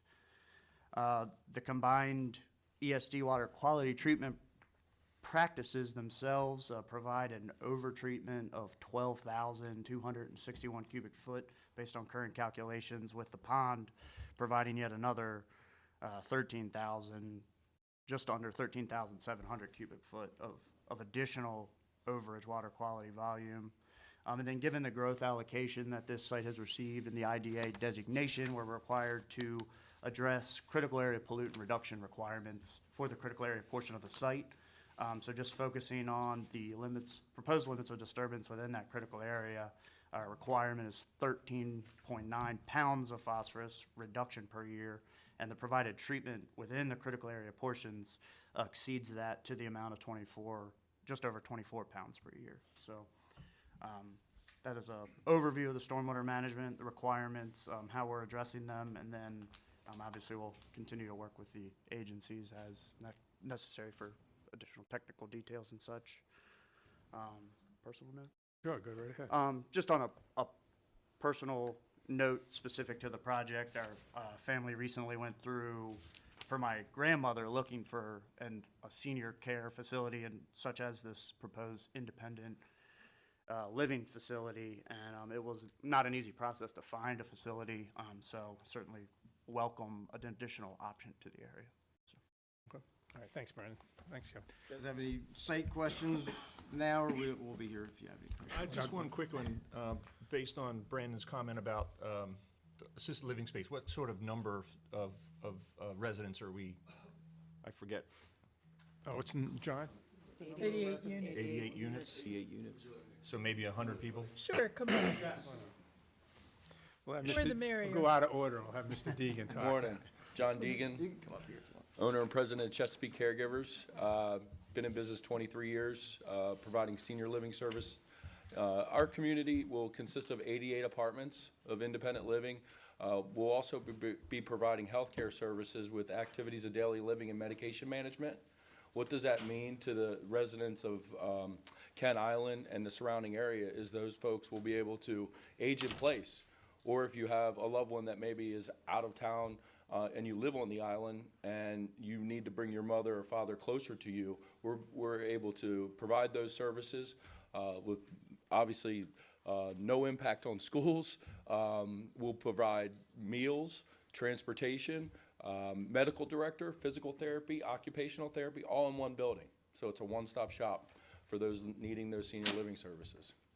And I'm sure all of you on the panel have known someone or a loved one who currently needs that type of care.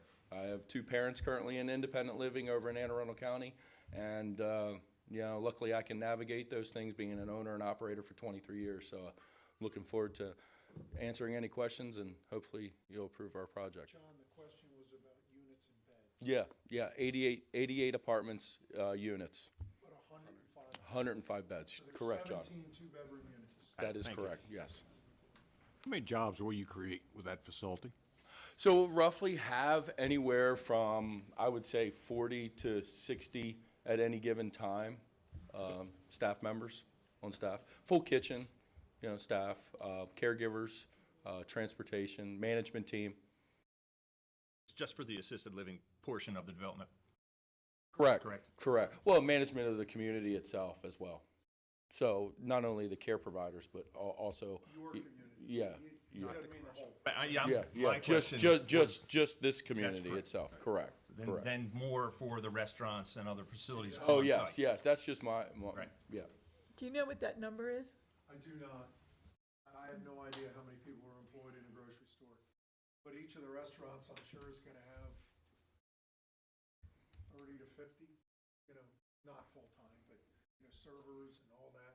Mhm. Yeah, I think you're looking at well over 100 people will be employed. Out of the restaurants, you only have one of them is a sit-down? There's 2 sit-down, standalone pads, like an Outback kind of thing. We don't have any users yet. And then there likely will be other casual sit-down places within the retail strips, and then one fast food. We do not have users for those yet, because we didn't want to market them, the spaces, till we had a grocer, until we were here today with you folks. So we know we have, something to sell. Approval, he's referring to approval. For approval, yes. When you're seeing. Thank you. Any questions? Thank you. Any questions for Beth, the care facility? One quick question about Piney Creek Road. On this illustration, it appears to be a 4-lane road. Is it in fact, or is it going to be a 4-lane road? I'm going to have Mark Keeley come up, who's done the traffic, and he'll go through all improvements. That's what I was going to have him do, if Mark will come up now. Mr. Tillman, and he'll answer your question. There's several improvements that are being required by the Maryland State Highway Administration as well as the county as part of the project, and I think he has an overhead, and he'll be able to answer your question. So we can get that pulled up. We'll go ahead XL and and diesel lanes. It looks as big as 50 rendering. you can answer the question right away. Go ahead. Yeah, so Piney Creek it's going to be a 2-lane, it'll remain a 2-lane road. We're not adding lanes. We'll add XL diesel lanes into the project. So it'll remain a 2-lane road as it is today. Mark Keeley, Traffic Concepts, 7525 Connolly Drive, Hanover, Maryland. So as Joe said, I've been involved in this project for 20 years. So I managed all the traffic studies over that period of time.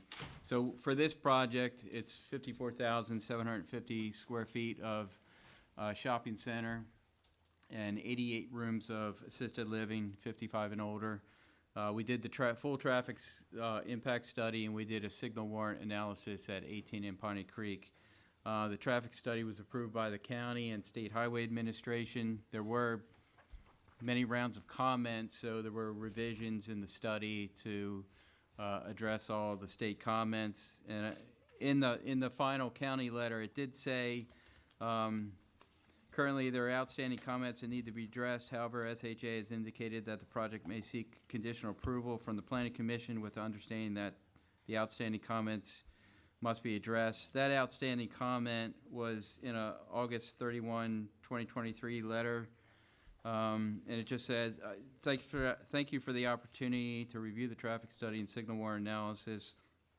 SHA has reviewed the TIS and traffic signal warrant analysis and are pleased to find traffic study approval with comments. And that comment came from the district office, and it simply is submit a design request so it can be submitted electronically.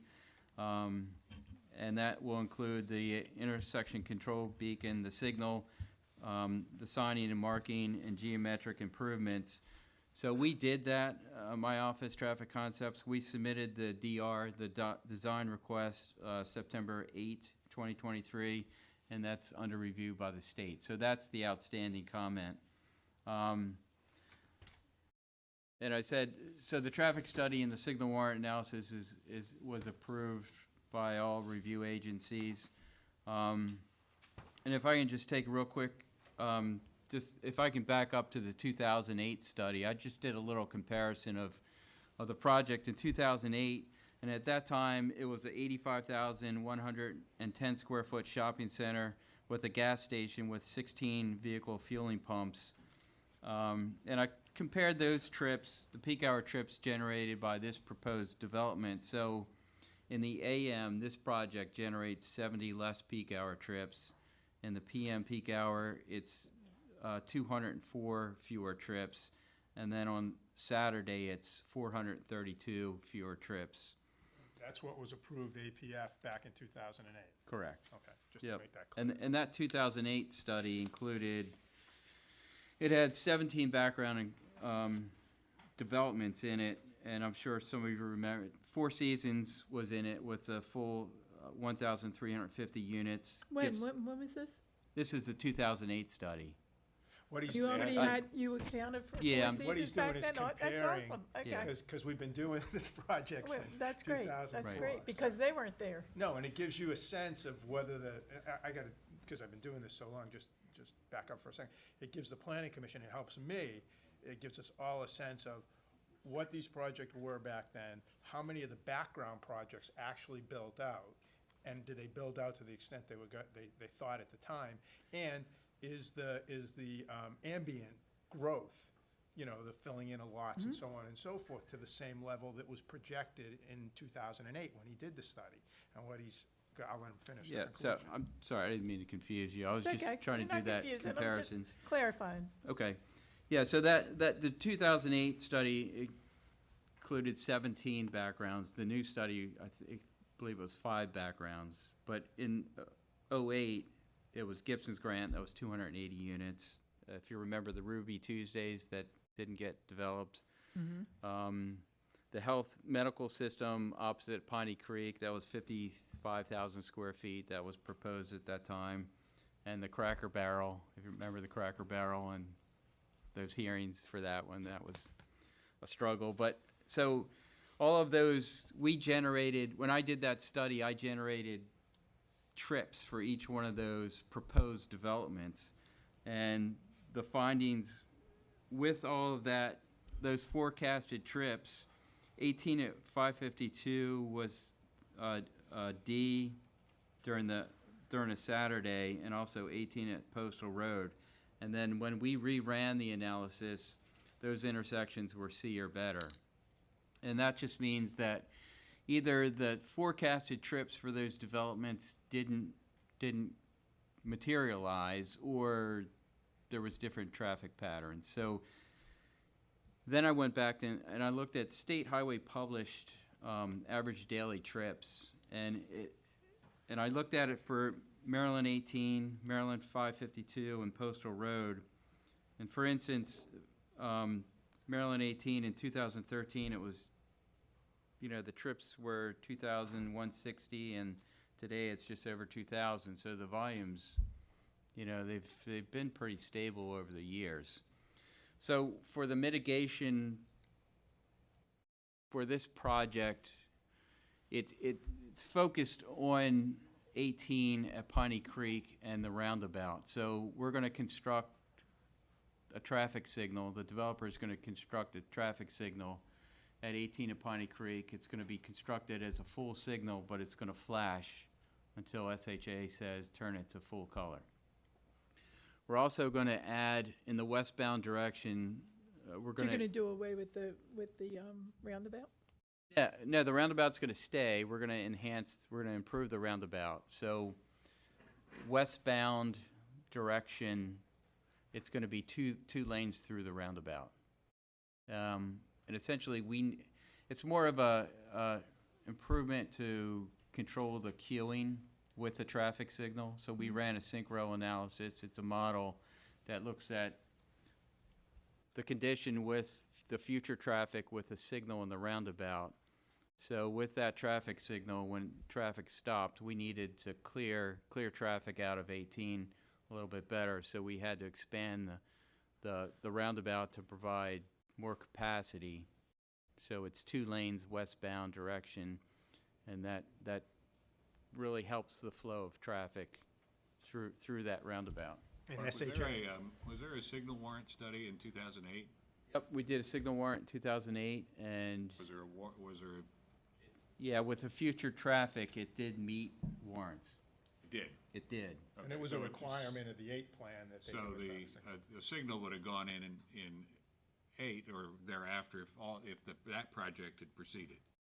Correct. Okay. Right. It was a requirement, a condition Okay. on that. And with the fire station on the other side, there's going to be preemption, so, you know, it's going to benefit the firehouse as well. Just one question, Mark. Will all those improvements have to be bonded before SHA will issue access permits? Yes. Okay.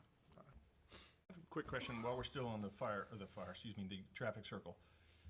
It's my recollection that it's already 2 lanes, right? There's a dedicated right-hand turn, this is westbound, coming from your proposed development.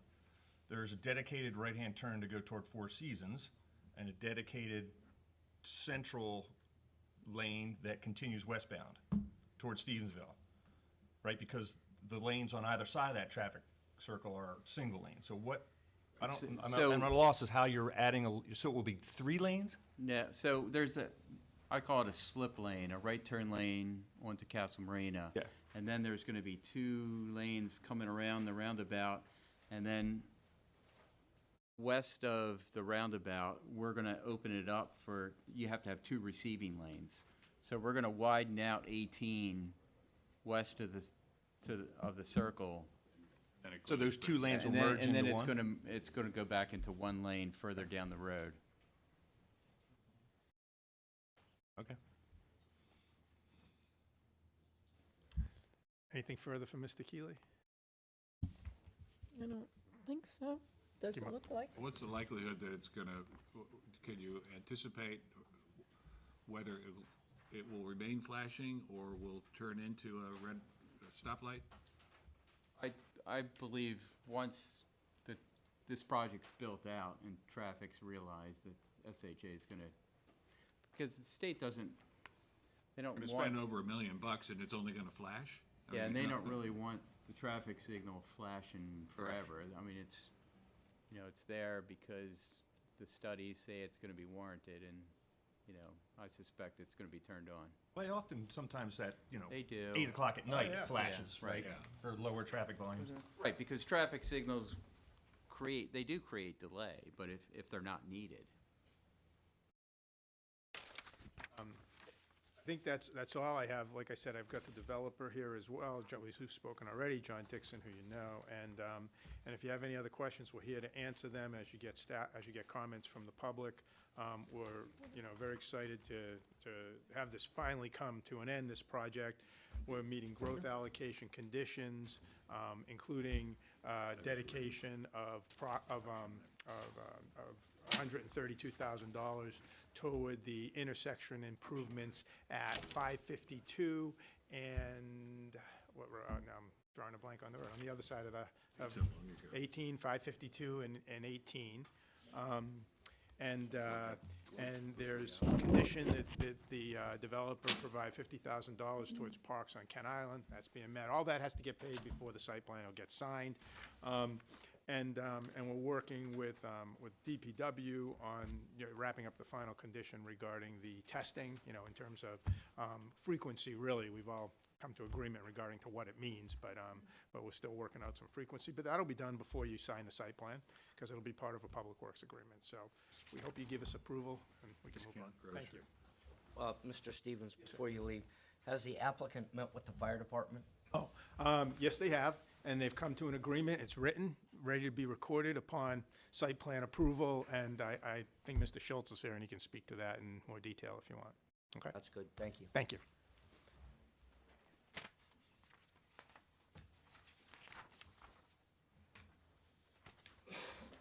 Any other questions from the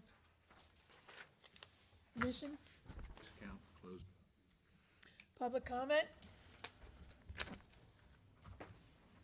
Did we have, wait a minute, have up? And I'll encroach Liam Shanley? Okay. My name is Liam Shanley. I'm a lifelong resident of Kent Island, and I'm opposed to this project because I cannot see what current need there is for a new shopping center on Kent Island. With the summer traffic issue still unresolved, who is going to benefit from this new shopping center, let alone be able to get to it?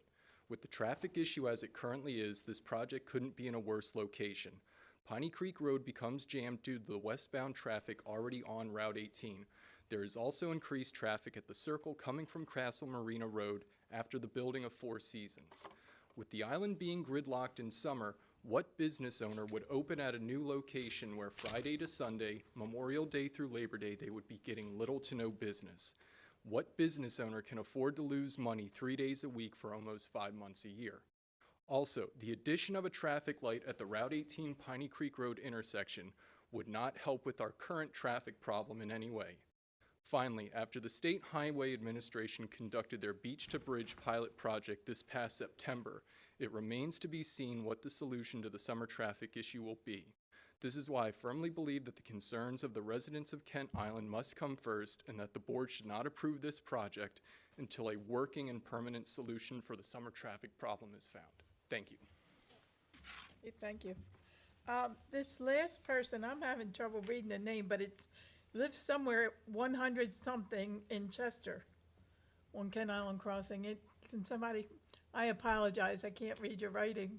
Nobody can. To start, I have a couple of items I'd like to submit. Well, you have to tell us who you are. Oh, my name's Christopher Hopkins. How are you? And Christopher Hawkins? H-O-P. Hopkins.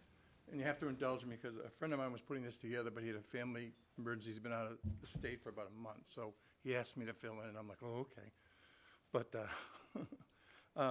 there's a petition that we have, and it's with a friend of ours went through the staff report and pointed out certain things that I'll talk about. And then there's 2 days ago, the photos were taken of standing water all over the property. So I just, who do I give up to this?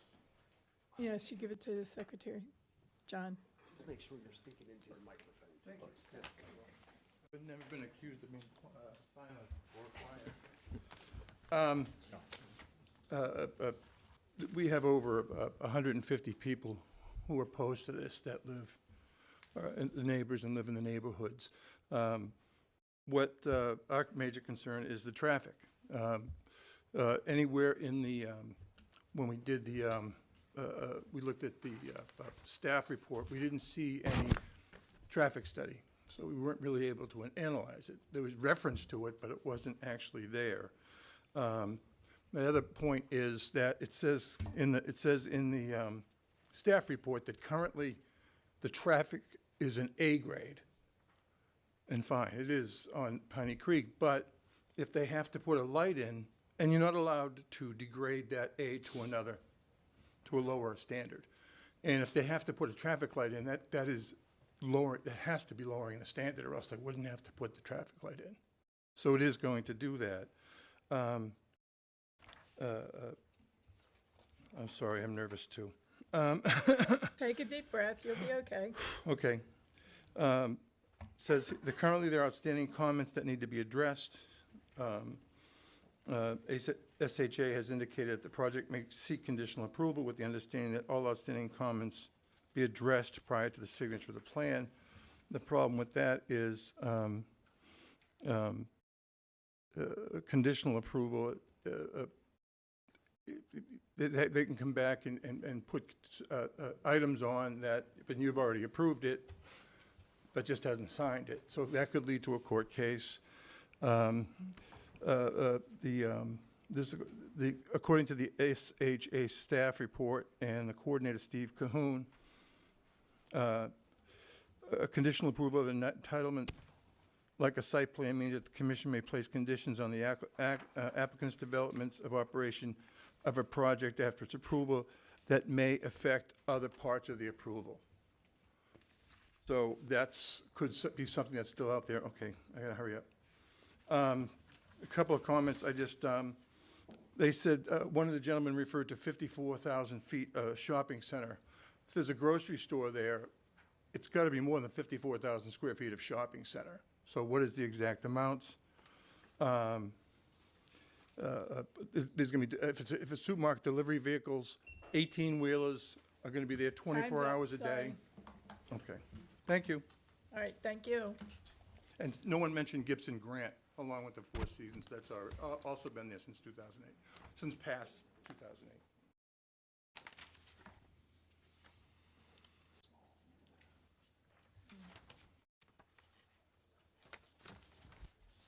Is that everyone in the room? No.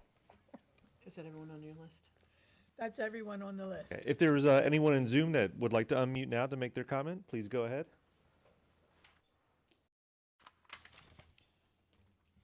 Okay, final call for Zoom comment. All right, I think you're good. Okay, we're good. All right. So, Might be people that didn't sign up. one more public. Oh, and you're not signed up, sir. Are you, is that okay? Sorry. I'm going to add your name to the list for you. Jody Schultz, Chester. As a resident, I certainly support this. I support the assisted living component as much as anything in that. I mean, we know we are sorely short of those types of operations in this county. We all know someone or related to someone that could have probably benefited from this kind of operation. I mean, I would suggest maybe they look at eliminating a couple restaurants and maybe putting in another assisted living. Really? It's probably more, the return on investment's probably a lot better in an assisted living than a restaurant. Just a comment.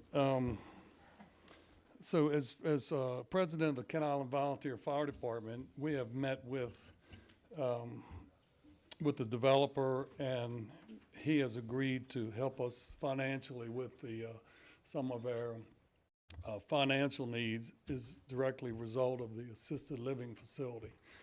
That's going to put an additional burden on our department, and they certainly recognize that. So we're going to probably continue that conversation once we understand. We'll meet with the operator, understand what's a priority transport, what's an emergency, what's a scheduled transport, things of that nature. So we're looking forward to that relationship. I think the traffic light. Are you anticipating more capital needs? Or what? Capital needs? Oh, we're all the time. Well, the commissioners are here, so I'll say yes, absolutely. I mean, we run an average of anywhere from 4 to 6 calls a day. Most of those are EMS related, and we have a paid staff, an EMS staff, about 10 hours a day that helps us, get our ambulance out. So, it's a tremendous, service we provide with the county, with our EMS. So, I mean, we're getting ready to order a new fire truck. That's over $1 million for a basic fire truck that we paid probably $350,000 for 15, 16 years ago. So, the traffic signal is something that we certainly are looking forward to. So we're going to hopefully work with SHA, so when we come out of our fire department, it stops, it turns red as we need to come out. So we have problems now with that getting out. Nobody stops, with our lights and sirens. We've had, I don't know, a dozen or more almost accidents right there in front of our firehouse due to people that really don't stop for the fire trucks. I guess the other comment I'd have would be with the high traffic, I would encourage, the county, and I don't know how you could get involved with looking into the Dundee Avenue overpass. That would eliminate a tremendous amount of the burden on that back road. I don't even know if you guys are familiar with that Dundee Avenue overpass. Shamrock Road. Shamrock Road, yeah, it's kind of Dundee and Shamrock Road overpass. Time's up, Mr. Schultz. So I would encourage you to look into that if you would. That would help. Yes, sir, thank you. Okay, any other comments? I would like to hear back from Mr. Keeley about this comment that SHA has made that has not been resolved yet. I'm not sure that, He addressed that. well, I'm not sure, if you understood it, that's fine, I won't ask him to, but, No, he can do it. We want you to understand too. all right. But I thought I understood. Right, it came up in the comments here, and could you, is it going to change is anything that we see in that picture going to change as a result of the resolution of this outstanding comment?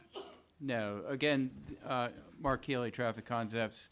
The outstanding comment is a design request, and a design request is a form that we fill out and submit to State Highway, and on that form, we discuss road geometry changes at the roundabout, but more so the traffic signal, how the signal is going to be designed. We send that to State Highway, and that really alerts them to these upcoming changes on their roadway. It gives it a project number and really starts the whole project to create the signal and the roundabout changes. So, and as I said, that was submitted last September, so it takes a while to move through all the state agencies and get final approval, but it's submitted. So there's no other technical traffic impact study comments. It's just. It's not going to change the site plan. It's not going to change the site plan. Okay, that's what I wanted. I have a question. Is Shamrock Road on this drawing? No, it isn't. Would you like to see Where it? is it now? 1 second. Or where is it? Not now. Give me 1 second. It I is. don't expect you to move it. All right, I'll try to keep this site so you can see it as well, but it is right. Can you see my cursor? No, we have a blank screen. Oh, sorry. I don't know what's going on with that.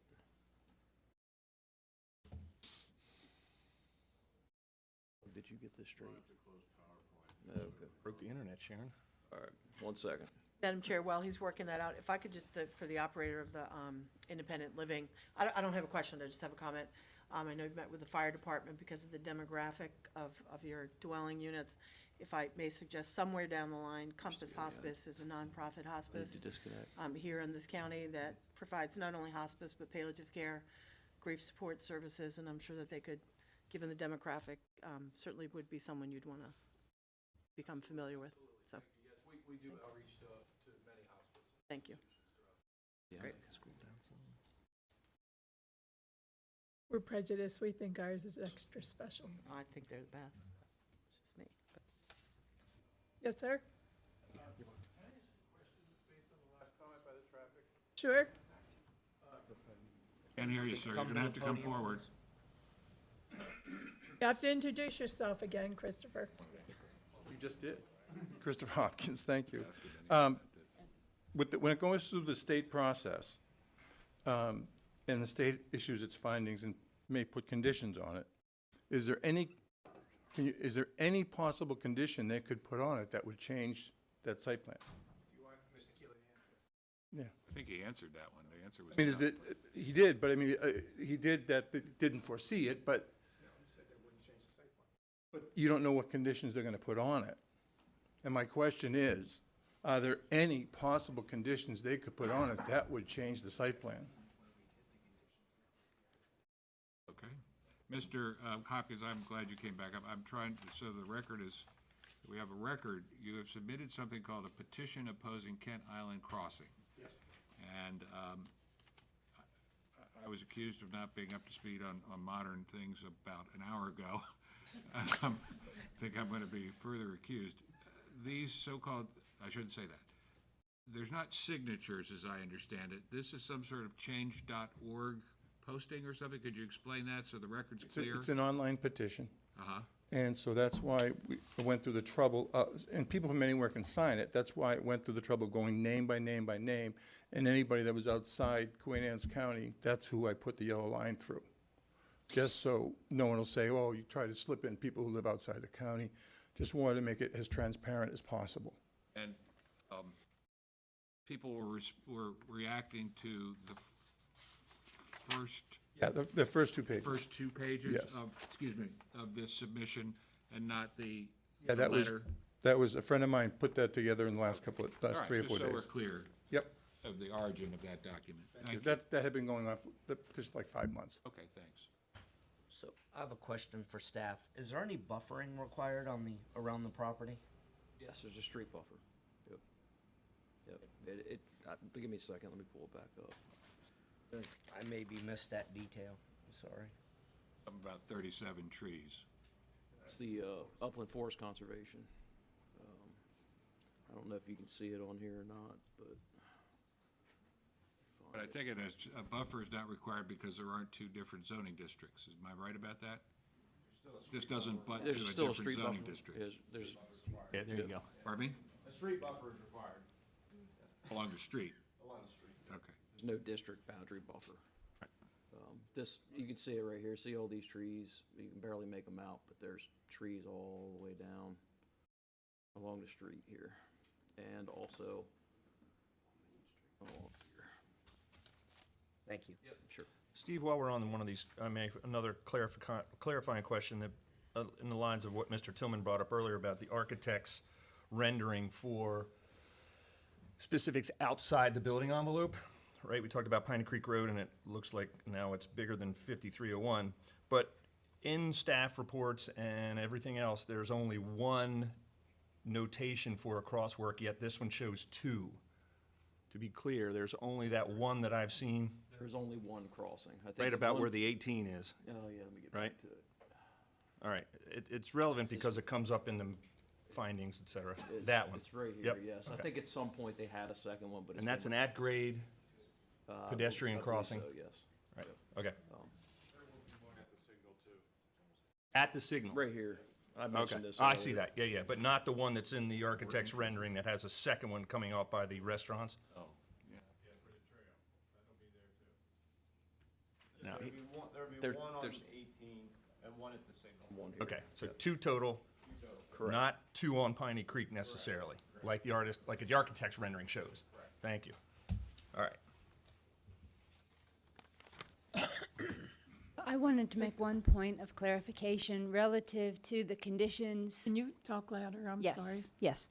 Again, Amy Moordock, Planning Director. I want to make a comment about the conditions that are relative to, if you should grant an approval, conditions that must be met before signature.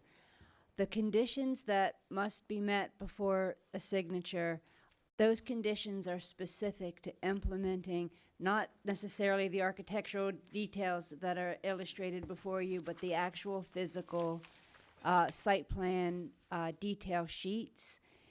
If any of those sheets were to change as a result of working out specific details, then the project would have to come back before you for amendment. So what you see in the physical plats for signature, site plans for signature, those site plan details are specific, and the conditions are specific to implementing what you see in those plans. So I wanted to clarify that point.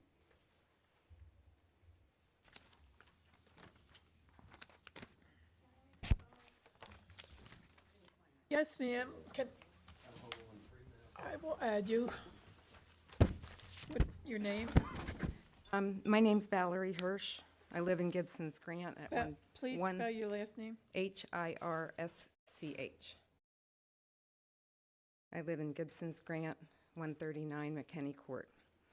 I came today to state that I'm in favor of this project. I know we've talked about people not being able to get out on Main Street during the summer. We can't get over there. I'm very excited about having a grocery store on our side that we could actually bike to, walk to.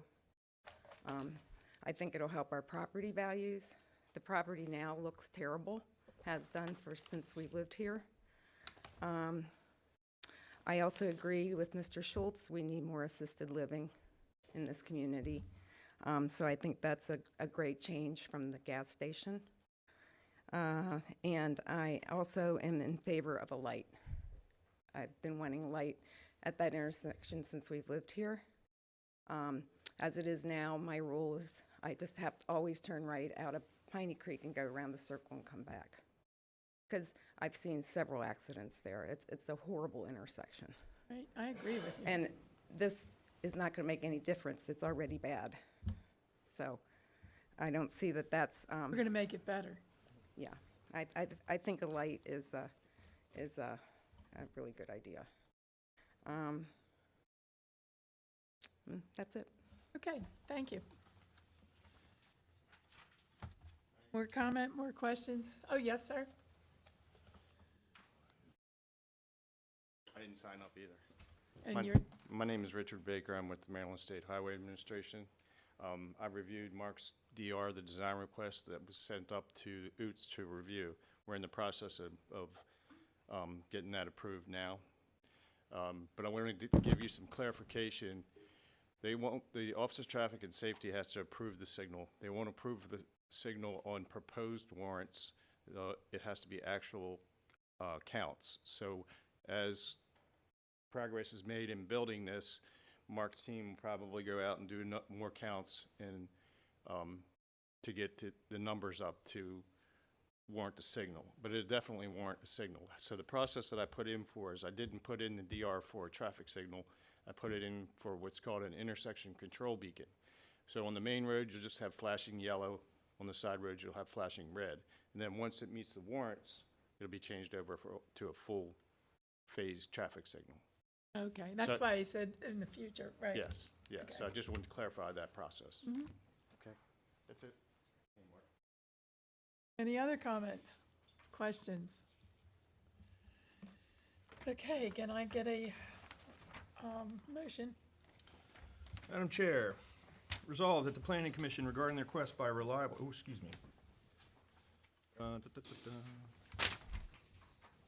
Yes.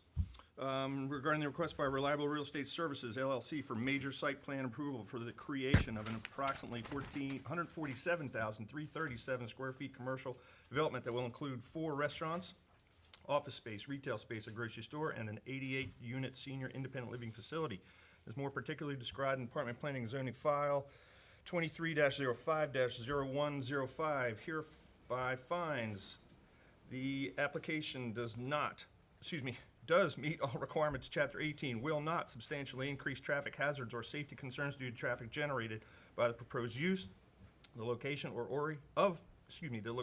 orientation of curb cuts or the layout of internal circulation. 3, does contain allowed buildings, parking, roads and utilities that does not substantially increase fire, health, or other public safety hazards, is adequately buffered and screened to minimize potential adverse impacts to neighboring properties and public rights of way, will not substantially increase stormwater drainage or pollution, will not have an unreasonably adverse effect upon property values in the vicinity of the site, will not adversely affect the public welfare, and will provide for public safety through compliance with the state fire code and with any applicable county or municipal fire codes, is compatible with the general character of the surrounding neighborhood, and is consistent with the purpose, goals, and objectives of the 2022 comprehensive plan. And findings and facts. Project is located within Town Center zoning district. Both parcels 8 and 374 have existing structures located on them. All existing structures are proposed to be removed. The proposed project is in the Chester-Stevensville growth area. The property is within Queen Anne's County designated enterprise zone. All TC zoning district non-residential development standards have been met. The project will be served by public water and sewer. Stormwater management has been reviewed and approved by the Department of Public Works. In addition to typical stormwater management testing on a triennial basis, the applicant will be required to provide enhanced stormwater management testing to address condition number 8 of the County Commissioner Critical Area Growth Allocation Approval.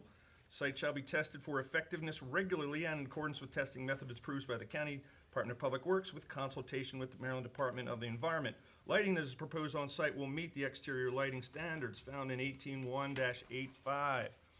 There is a perennial stream located on site. No disturbance to the stream or its associated buffer is proposed. There's a 300-foot shore buffer located on site. No disturbance is proposed. There are 1.3 acres of woodlands located on site. All this woodland is located within the critical area portion of the site. No disturbance is proposed. And hereby grants major site. How about architecture as? It's in the You didn't say condition. It. You didn't say it, though. It's in the condition. Okay. Is that fair enough? Yep. Cover there? Yep. Fair enough. Grants, major site plan approval, subject to the following conditions. One, any remaining edits and/or documents required by the Department of Public Works, Planning, and Zoning must be reviewed, approved prior to obtaining final site plan signatures. Two, any remaining edits and/or documents required by the Maryland Department of Transportation, State Highway Administration must be addressed and approved prior to obtaining final site plan signatures. Three, in addition to typical stormwater management testing, the applicant is required to provide enhanced stormwater management testing.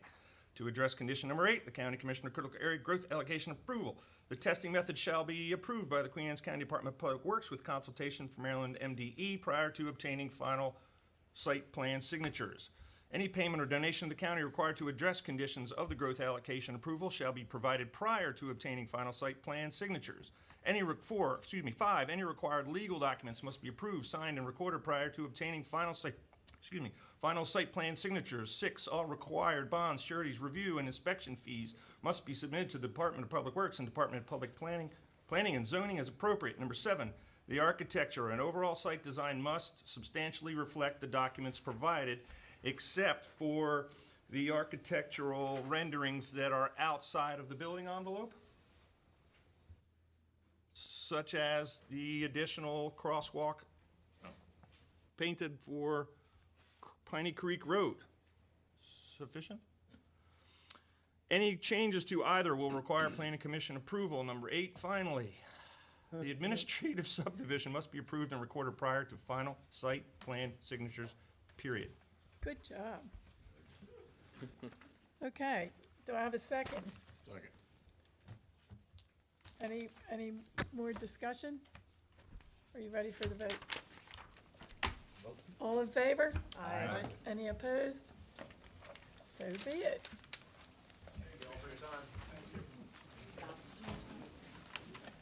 Okay, we're gonna take a break. Have a good one. Or a beer. What do we have? I'm hoping to be on here for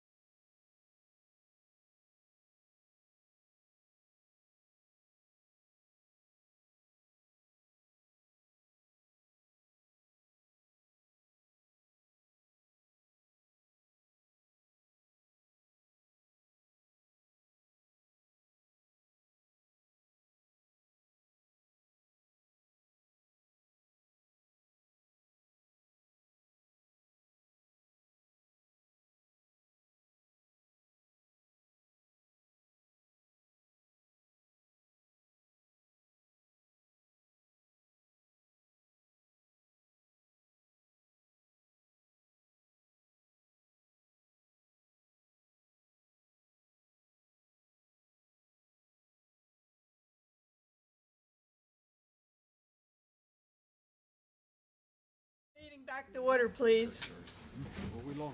Okay,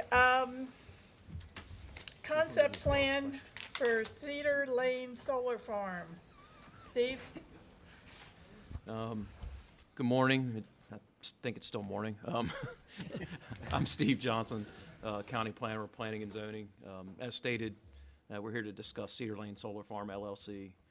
The applicant is proposing to construct a 1.744 megawatt AC solar array on a 15-acre lease area and is requesting concept plan approval and favorable recommendations to the Board of Appeals. This slide gives you a general location of the project. As you can see, it's located just north of Price and west of 301. More specifically, tax map 30, parcel 8, lot 14 totals 165.028 acres and is located off of Cedar Lane and Church Hill. As you can see, the property is currently in agricultural production and an existing solar array exists to the north of the project site. The dashed white line that you're seeing is the proposed lease area boundary, and the star is an existing Delmarva Power substation that this project will connect to. Property zoned agriculture, utility scale solar arrays are conditional uses within that zoning district. Project also falls within the utility scale solar array overlay district. It's a mouthful. Community solar projects that sell to off-site customers are defined as utility scale solar array by the county zoning code. The definition's included there for you. I'm not going to read it. So let's see. The project site is partially located within the sensitive species review area. Correspondence with DNR indicates no rare, threatened, or endangered species are within the boundaries of the project. However, it does fall within the drainage of Southeast Creek, which supports several freshwater mussel species. Those include the triangle floater, the creeper, and dwarf wedge mussel. The project will have to adhere to protection measures for aquatic habitat provided by DNR. A copy of that correspondence was included in your packets.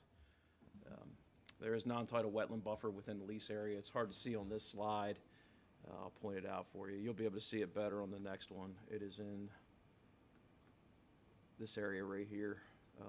There's no disturbance proposed to that wetland buffer. Forest conservation requirements for the project will be met through the preservation and long-term protection of 3 acres of off-site woodlands on adjacent lot 1, which is this brown area right here.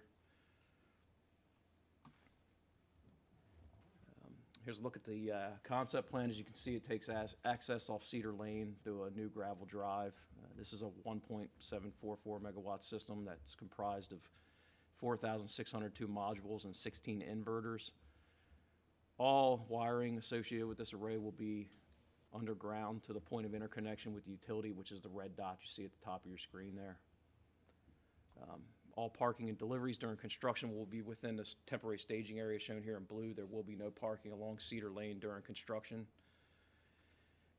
The maximum permitted impervious for this lease area is 261,360 square feet. The applicant's proposing 34,963 square feet. Stormwater has been reviewed and approved by DPW. This will be accomplished through disconnection of non-rooftop runoff and sheet flow. Vegetation will also be provided throughout the site. While no permanent water and sewer are required for this site, any on-site work exceeding 2 hours will require portable hand washing and bathroom facilities. And this was a note put on the plan by the Department of Environmental Health. Noise for this project will not exceed 60 decibels at the property line at any time as required. At night, the noise from this would be virtually non-existent. No lighting is proposed and no existing topsoil will be removed from the site. The required 50-foot landscape buffer has been provided. It's shown here in green. This includes canopy trees, understory trees, evergreen shrubs, and a pollinator-friendly herbaceous layer. As stated previously, vegetation will be provided throughout the fenced-in array area. This includes additional pollinator-friendly areas. These are areas here, here, here, here, and through here. The owner and operator of this facility will enter into a contract with a landscape contractor to provide regular irrigation and maintenance for all these plantings. Here's a look at the equipment. Most importantly, the solar panels. The maximum height of the solar panels will be 10.5 feet. All other equipment and the gate and fence will be below 8 feet. And the gate will include all required emergency contact information and security signage. Should this sell, all this information would have to be updated and our office would have to be notified. And with that, before I turn it over to the applicant, I do want to thank them for this submittal. It was done really well. And we are using this as an example for other companies coming here to take a look at. So I want to thank you for that. So the floor is yours. I'm here with Kurt Karsten. My name is Nate Hoxter with Lane Engineering. Thank you for having us here today. So just to reiterate what Steve said, it's located in the Ag Zoning District, 165-acre farm in active agricultural production. No existing dwellings or outbuildings. No forest is on site. There are wetlands, as Steve mentioned. The project is located 2.59 miles approximately upstream from Southeast Creek, and the historic district, Fincastle Hewitt Rural Historic District, is located 0.24 miles to the west. The applicant is looking to propose a solar 1.744 megawatt solar array on a 15-acre part of the farm to the northwest, outside the irrigation pivot that's on site. That's what I wanted to know. There's an Yeah. irrigation pivot on the farm? Yes, there is an irrigation pivot on Are the you farm. proposing to irrigate the landscape buffer through that pivot? Well, there's probably some that will get hit. No, I'm talking about No, not all of it. You could, the lease area goes around that arc. So that's the extent of the irrigation pivot. Okay, so this is, you're bringing in water trucks to irrigate? Right. I guess you haven't been here before about proper irrigation, so this doesn't die and we don't have to chase you around? Yeah, I mean, I understand the landscape requirements of irrigating. With water trucks? Okay. Everyone that has tried that so far, everything has died. I can't attest to what everybody else has planted, but, or what they're doing, but. Got a pivot. I don't know why you can't tap into the pivot and irrigate the. Okay, sorry. Let me ask you another question. Who is going to actually operate? Soltedge LLC. But Cedar Lane Solar Farm LLC is said to be the leaseholder.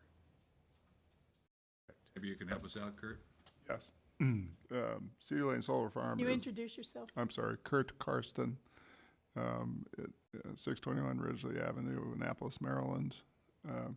I'm one of the project owners of Cedar Lane Solar Farm.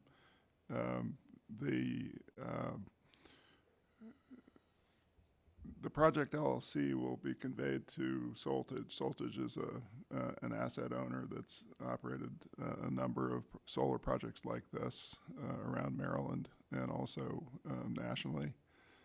So they're the long-term asset owner. So, okay, who is not present, and therefore, presumably, this is the problem. We have the applicant, who is oftentimes a single-purpose LLC, which I assume this is, who then flips these things to someone else in far-flung places who we have to chase around when everything dies. Soltedge is present, actually, by Zoom. Soltedge is present by Zoom. Oh, okay.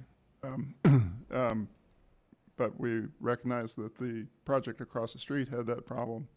And the plantings that were chosen for this are native plants that are, I think, more suitable for the environment. But the concept of the irrigation pivot, we have not talked to Shirley Schaefer about that. Obviously it will be irrigating at least that portion of the landscaping naturally, because the pivot runs along that edge. Well, I'm going to leave that to the But it's a planning. very small portion. There is a landscaping bond that is going to be required, and Here's the problem, Kurt. Every solar facility that has come into this county that's been built, the landscaping has died. Not all of it, obviously, not every single one. And we've had to chase around every operator to get landscaping replanted. It would be nice for someone to come in here recognizing that, and particularly when you got a pivot, to irrigate it. Because the occasional arrival of water trucks, which we can't monitor until things die, hasn't worked.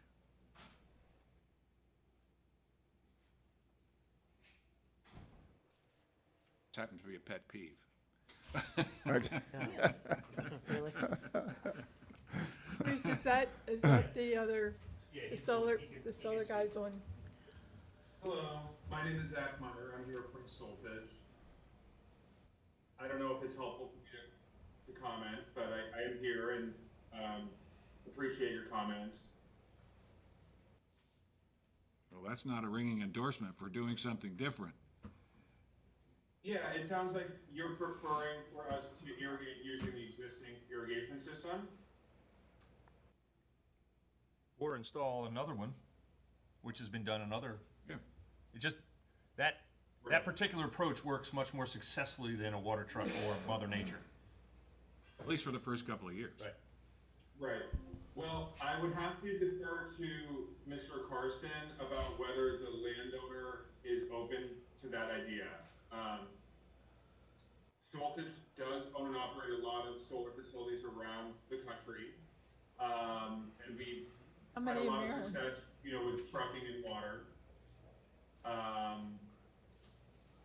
And as mentioned, there's the decommissioning bond, that we're happy to provide. Yeah, well, that's 20 years down the road. What about, do you have any current projects in Maryland or on the shore? We have projects under construction on the Eastern Shore, yes. We don't have any operating yet. there is a landscape bond, I believe, being required for this circumstance as well, which should get through the first Yeah, but couple of years. it doesn't help us chasing people.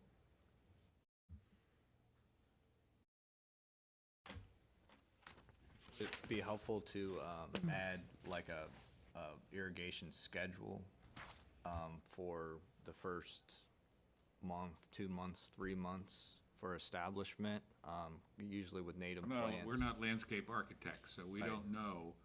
Well, I'm just suggesting that to add to the plan, would it be helpful to add an irrigation schedule? All we can rely upon is our experience, which Right, is no, I the claim understand. that the landscaping will be adequately, quote, irrigated with water trucks has not worked. Sure.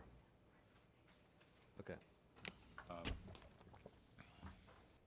And Do you have any solutions that you've required of other similar projects? yeah, put in an irrigation system, Right, I hear what you're saying. Okay. a drip system. I'm, not, I'd have to run this, by my team, I suppose, but I think that, we can work with RER, who, as you know, are currently the owners of this project, to explore options.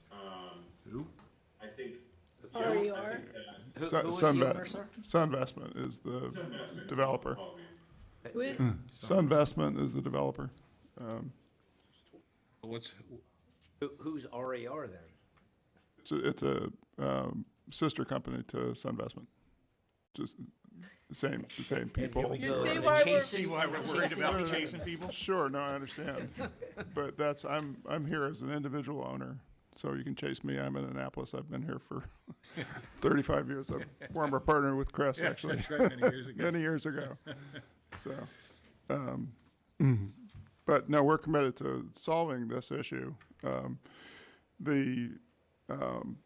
of the benefits of this project from our perspective is that we're outside the irrigation pivot, and so we're making useful this particular piece of property that is on this farm. Isn't that interesting? Because you're making use of the portion of the property outside the pivot, presumably because it's not the greatest to grow crops, because it's not irrigated. You see I what understand. happens with the landscaping that's not irrigated. Totally understand the issue, especially given the fact that the solar farm across the way has had a lot of problems with keeping their landscaping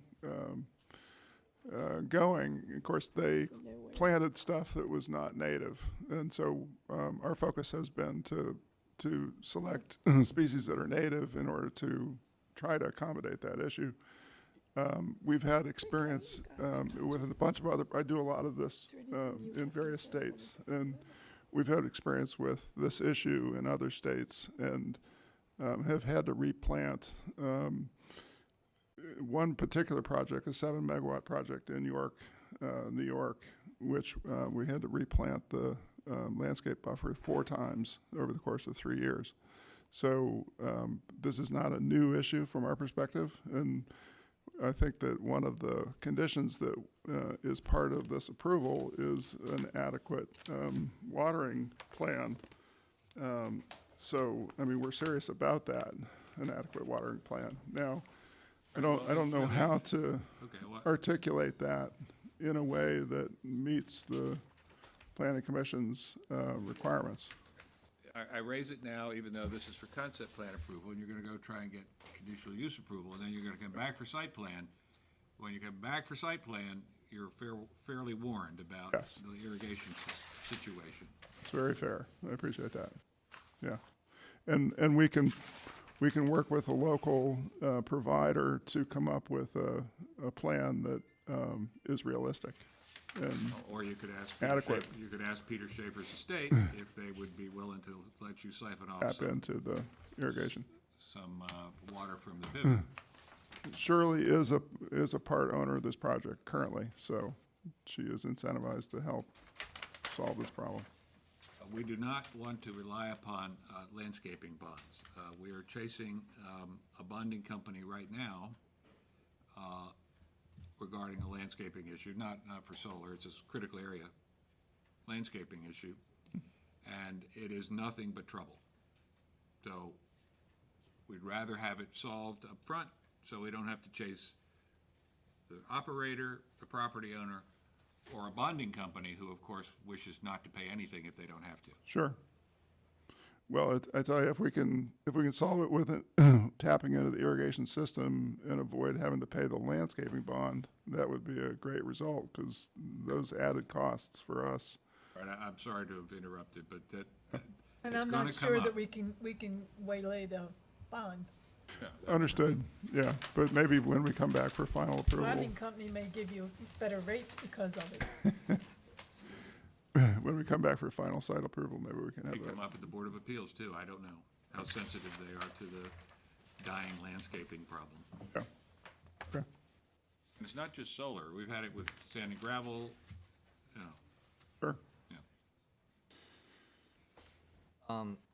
Just one thing I want to add to the native landscaping comments is a lot of the species, if not all of them, are like drought tolerant species. So Not when they're this tall.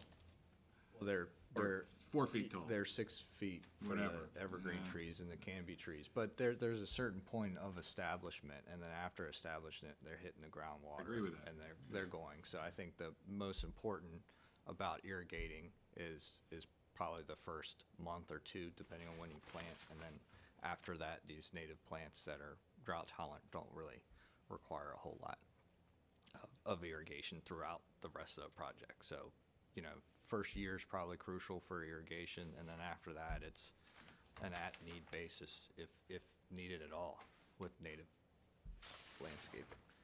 So I just wanted to throw that out there. It's the last comment about this.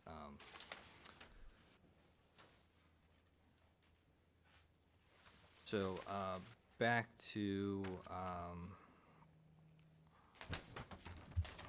so the array, will be across from the existing Delmarva Power Station to the northwest.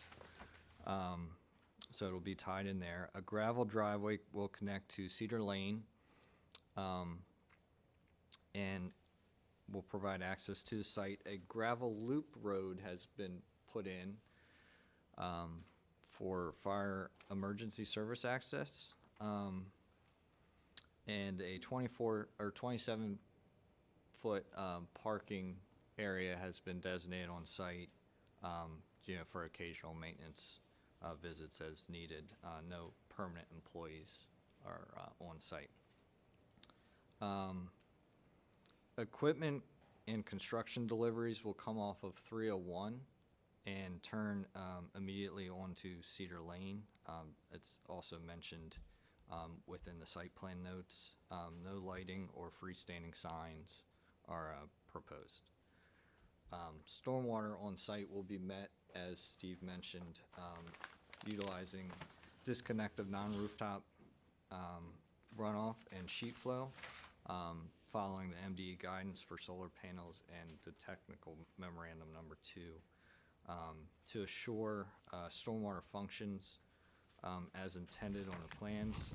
As graded or as needed grading may be required.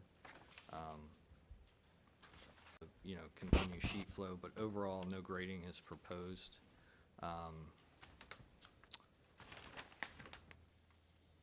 So the landscape requirements, 50-foot wide vegetated buffer around all sides of the solar array, and this will be planted outside the perimeter fence. The buffer planting total is 3.89 acres, and it's 2 staggered rows of evergreens at 6 feet tall, and then there's 2-inch caliber deciduous trees and 1-inch caliper understory trees spaced greater than or no greater than 100 feet. Shrubs are 24 to 30 inches tall, and herbaceous perennials will be provided throughout the entire 50-foot buffer. I think the code mentions 5-foot wide perennial planting, so they're doing 45 additional. And there is, as Steve mentioned, a farmed wetland buffer on that pond, and that will be enhanced as part of the buffer plantings with herbaceous perennials. So it's only in that area where you have the arch? Yes, right? ma'am. Yeah. Okay. And I think there's a couple, there's not very many maybe trees within there, but there will be a few trees that will be planted within that wetland buffer.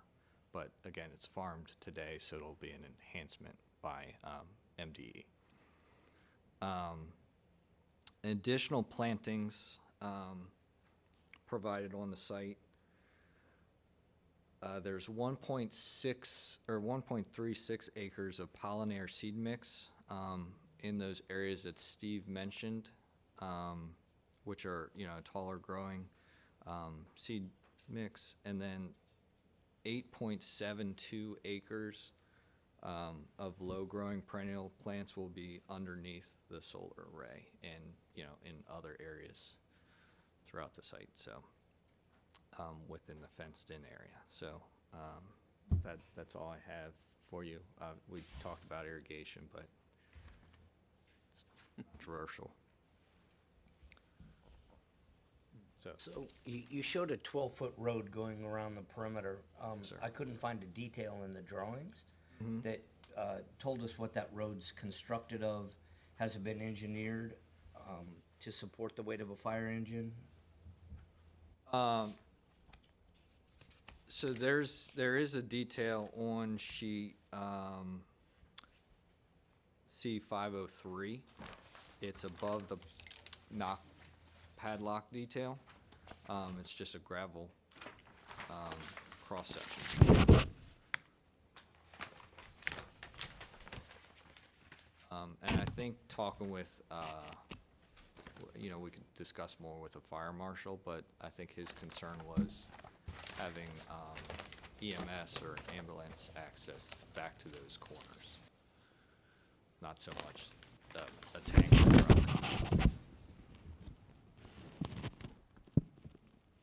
So it's just 6-inch CR6 base and then bluestone on top. And that'll support the existing soil conditions? Because it's in agriculture right now, so you're gonna put this all on top of a topsoil, basically? Or I you'll mean, have land it's gonna be disturbance. compacted, as you would with putting in a road or a driveway or, a parking lot, so it should be prepped appropriately. So, and I don't know the question to this, that'll require special inspections in accordance with the building code to identify that the road is constructed properly? I'm not Make sure it meets 95% of the standard Proctor, the modified Proctor? Are you asking me if that's a requirement that has to be done? Well, you're telling me it's compacted to 95%, which means it needs some kind of special inspection, like a geotechnical engineer to come out and monitor those activities, to make sure everything is put down, so we get an engineer signature at the end of the day stating that all the topsoil's been removed and that this meets minimum load requirements for a fire engine or a ambulance or water truck or whatever may have to go down that road. Okay, yeah, we could certainly do that. We're not removing topsoil, though. And what are you gonna do with the topsoil? Because you don't leave the topsoil when you're constructing the road. You don't, You can move You it don't put around. the road- You can't move it off-site. Right. right, you can't put the road back on topsoil. Just want to make clear we're not removing off-site Okay. topsoil. Yeah. It does say in the notes the subgrade is to be inspected. Sorry about that. Says a subgrade what? It does say in that gravel cross section that the subgrade's to be inspected by a geotechnical engineer. Thank you. You're welcome. Sorry about not having that answered. Off the top of my head.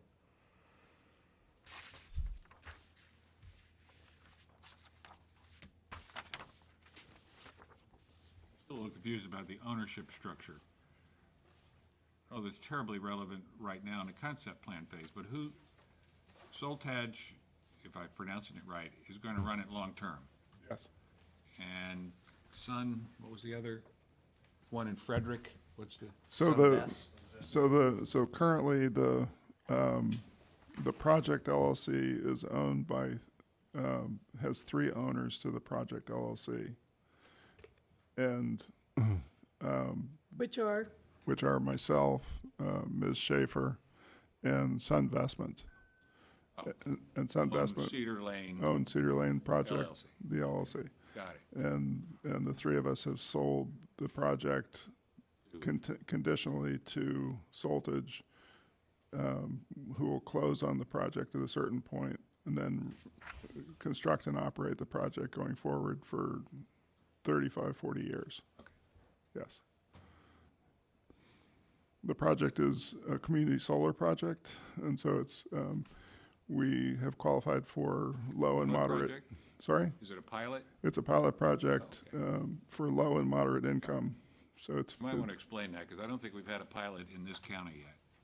okay. The state of Maryland authorized pilot projects in community solar for essentially creating a solar farm that will sell the power to off-site subscribers around the area.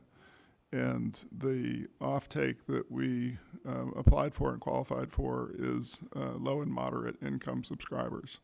So 50%, 51% of the power will go to low and moderate income subscribers we have to do that, but as a condition of our qualifying for the project, for the pilot program. And then the rest will go to either commercial or to other residential subscribers around Queen Anne's County. Pilot's an acronym. No, it's something different. Okay. This is a state program. It's called the pilot program for some reason. It's not an acronym. Right, because we have. Pilot is payment in lieu of taxes. Right. Yeah. That's something different. 51%. Clear. On the lower income housing, 51% of it has to go to them. Yes. Where are they in that vicinity? Well, it doesn't, they But just they have don't to be have to be. within Delmarva, within the Delmarva Power territory. Not Delaware, right? Not Delaware, but. It's got to stay in Maryland. It's got to stay in Maryland, right. And what percentage of the AMI qualifies? I'm not sure what AMI, Medium income. it's, the 51% is low and moderate income. And so they either have to meet the definition for low or moderate income. Which is going to be 60 or 80% of median. Okay. Understood. Thank you. I didn't understand the question, sorry.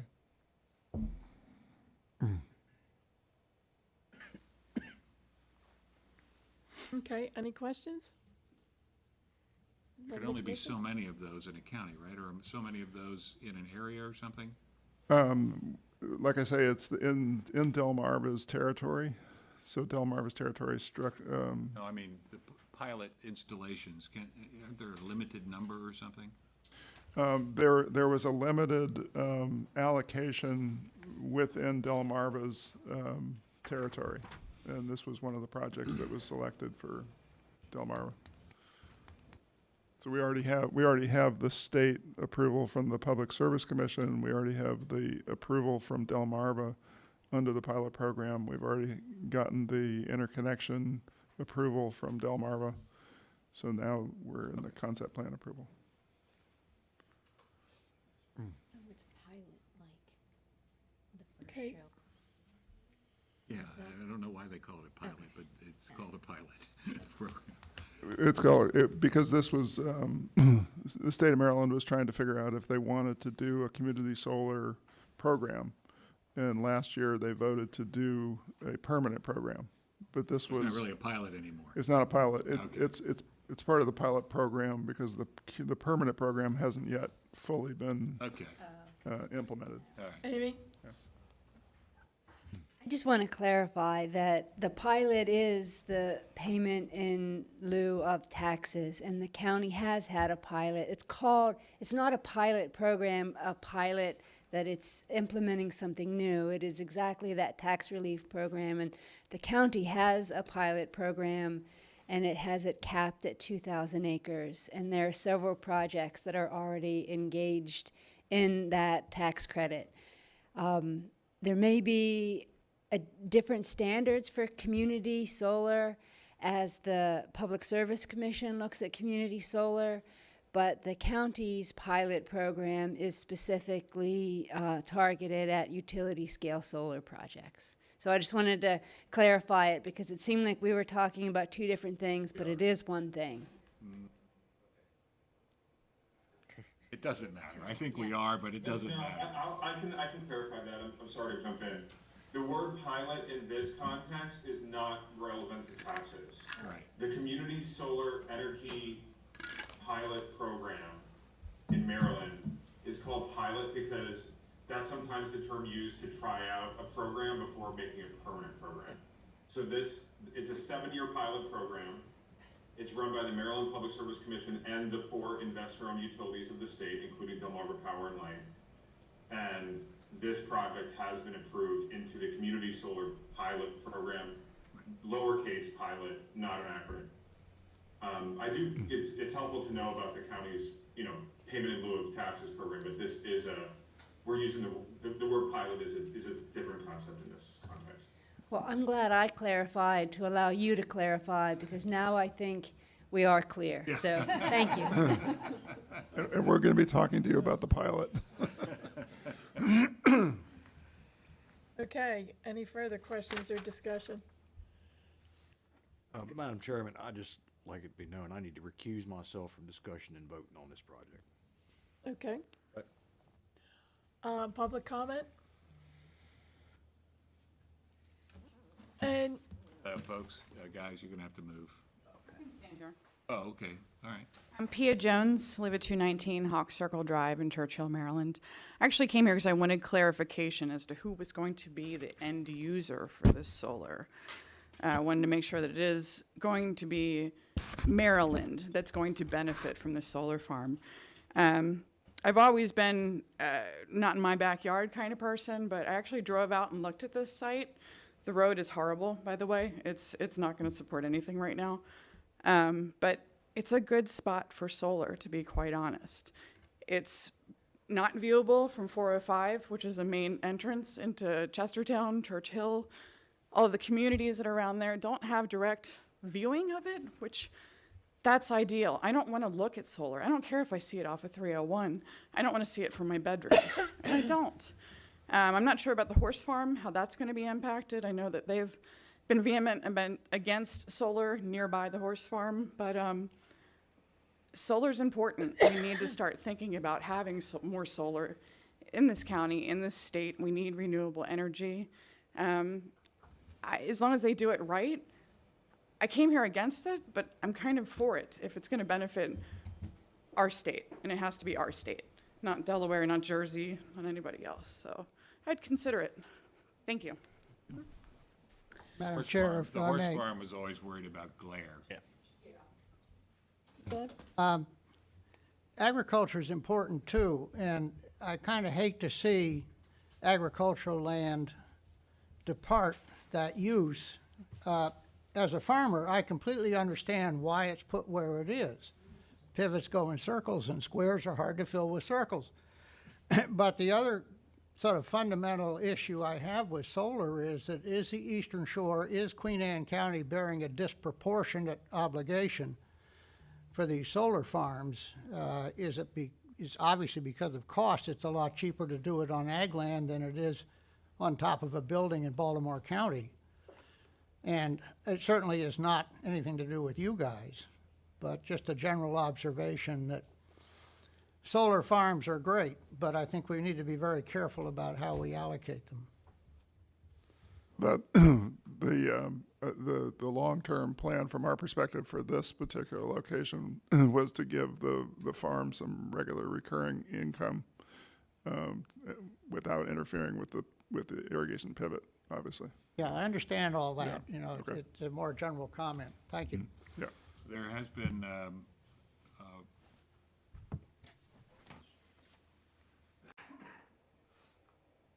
was a committee or commission, I've forgotten what it's called, that was put together at the state level. Interestingly enough, it was not populated by any representatives from the Eastern Shore to consider this idea or this concept of how to distribute responsibility or obligation or the pain, if that's the right word, of meeting the state's renewable energy portfolio requirements throughout the state, rather than concentrating it in either on the Eastern Shore or the Western Maryland. And there have been some proposals about each county taking a percentage of the requirement, which is something like, the number goes all over the place, but one number that was being used by this outfit was 38,000 acres. Whether that's accurate or not, I don't know, but that was the figure that was being kicked around. Now, this does not apply to community, by the way. I don't think that they were discussing community solar facilities such as this. The idea of spreading it around on a relatively equal basis based upon either the size of a county or the population or so on didn't go very far. Welcome to reality. Okay, but I continue to hang on to my ideals. I'll put it that way. All is not lost yet, but. Thank you. Any other comments? If there's anyone on Zoom that would like to make comment, you can unmute now. I think we're good on Zoom. Okay. So can I get a motion?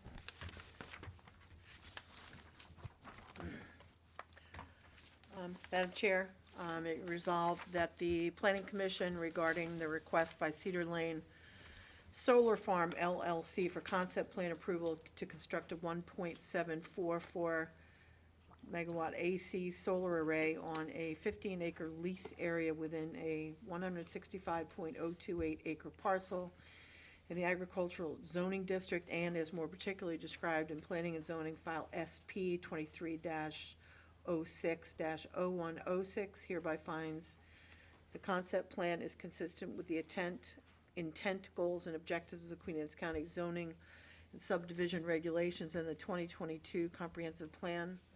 The concept plan is consistent with the purpose of the utility scale solar array district. Now, do you want me to, are we incorporating facts and findings into these now? No? Okay. Thank you. Save my voice. And hereby grants concept plan approval subject to the following conditions. If by the time of construction, the panels proposed have changed from that provided on the plans, updated information must be submitted.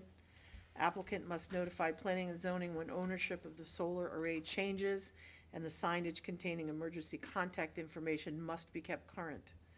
Prior to final site plan signature, provide the finalized forest conservation plan and executed long-term protection documents. Prior to final site plan signature, provide an automatically renewable decommissioning bond that is enforceable by the county. Prior to final site plan signature, provide an automatically renewable landscape surety and maintenance agreement. Provide documentation that connection to the public utility is approved. Provide a finalized decommissioning plan that addresses all of the requirements provided in 1 through 95 S5E. Any outstanding comments stemming from agency reviews are addressed during the Board of Appeals submittal. I'm going to do two separate ones, right? Yes. Okay. So can I have a second? May I have a second? Second. I'm going to call for the vote. All in favor? Aye. Aye. Any opposed? Aye. So moved. Okay, and let's do the And recommendation. And one outstanding. Oh, an abstention. One abstention, Sorry. exactly. And then we'll do the recommendation to the board.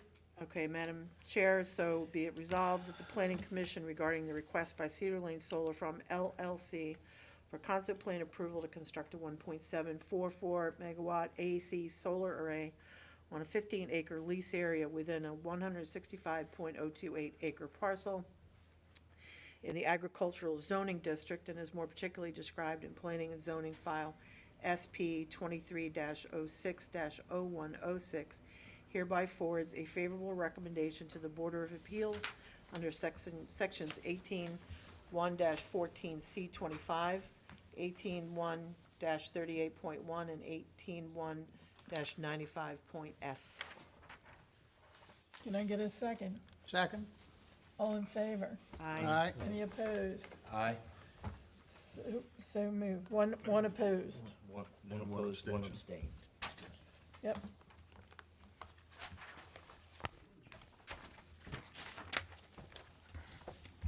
Okay. Thank you very much. All right, Thank you. okay.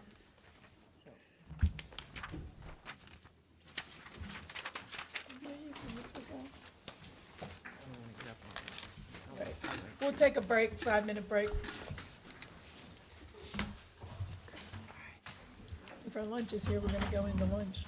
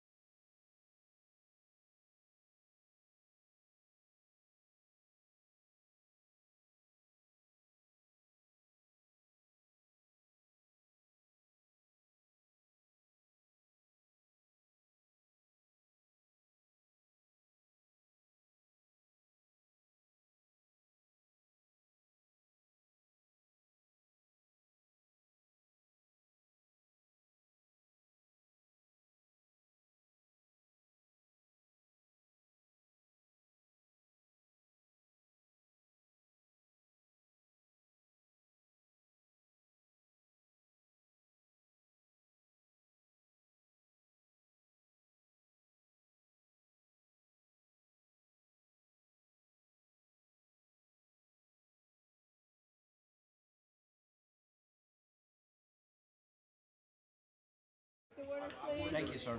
I think it's lost. Yeah, I got plenty of Mr. Ted, where's Teddy and, Who else we missing? oh, we can't do that. There's Teddy. There's Teddy. They can go far, barely. Not that I want it to. Okay, we'll wait a minute for Ben to come back.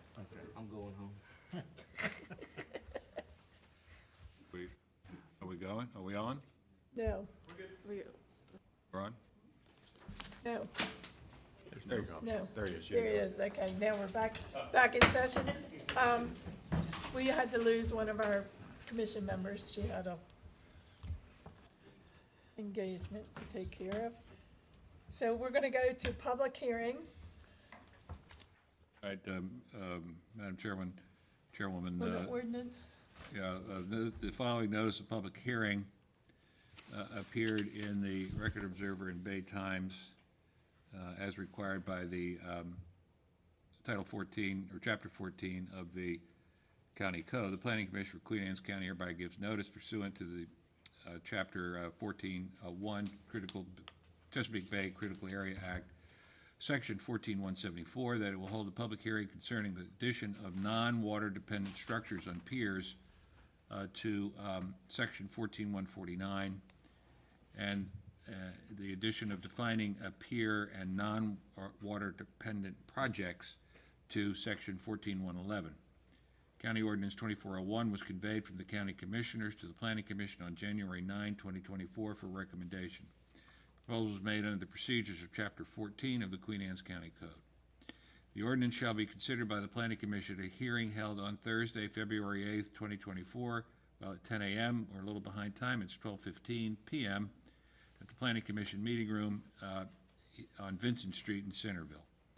The purpose of the public hearing before the Planning Commission is to provide an opportunity for all interested persons to be heard on the proposed amendment. The Planning Commission will make a recommendation regarding the proposed amendment to the Commissioners. The notice of public hearing concludes by indicating that the proposed amendment to 14.149 is available for review at Planning and Zoning during regular business hours, and that this hearing site is accessible to those with disabilities and gives instructions for those with hearing impairments how they might acquire assisted listening devices. I'm satisfied that the procedural prerequisites to the convening of this public hearing have been satisfied. Okay. All right, so you have your second text amendment in front of you, 2401. Stephanie Jones, Long Range Principal Planner, sorry. So this amendment before you is to address, well, first of all, I'd like to reiterate what Amy said earlier. This is kind of like an omnibus prior to the comprehensive code update. That's the same for all three of these amendments you will see. But this one in front of you is to address, I guess, regulations that have been in place since 2018 through COMAR with the Critical Area Commission, and also through the annotated code with the environment article and also the natural resources article. So this is something that is intended to be put in the update of Chapter 14. We're just pushing it a little prior to, due to enforcement reasons, and also the fact that it's already in state regulations. We just don't have it in ours. So what this non-water dependent structure is to allow non-water dependent structures, which are structures that do not have to be next to the water. It's to allow them to be placed on a pier. What that does, it would allow there's some examples in your staff report. Examples are a dwelling unit on a pier, a restaurant, a shop, an office, or any other commercial building to be placed on the pier.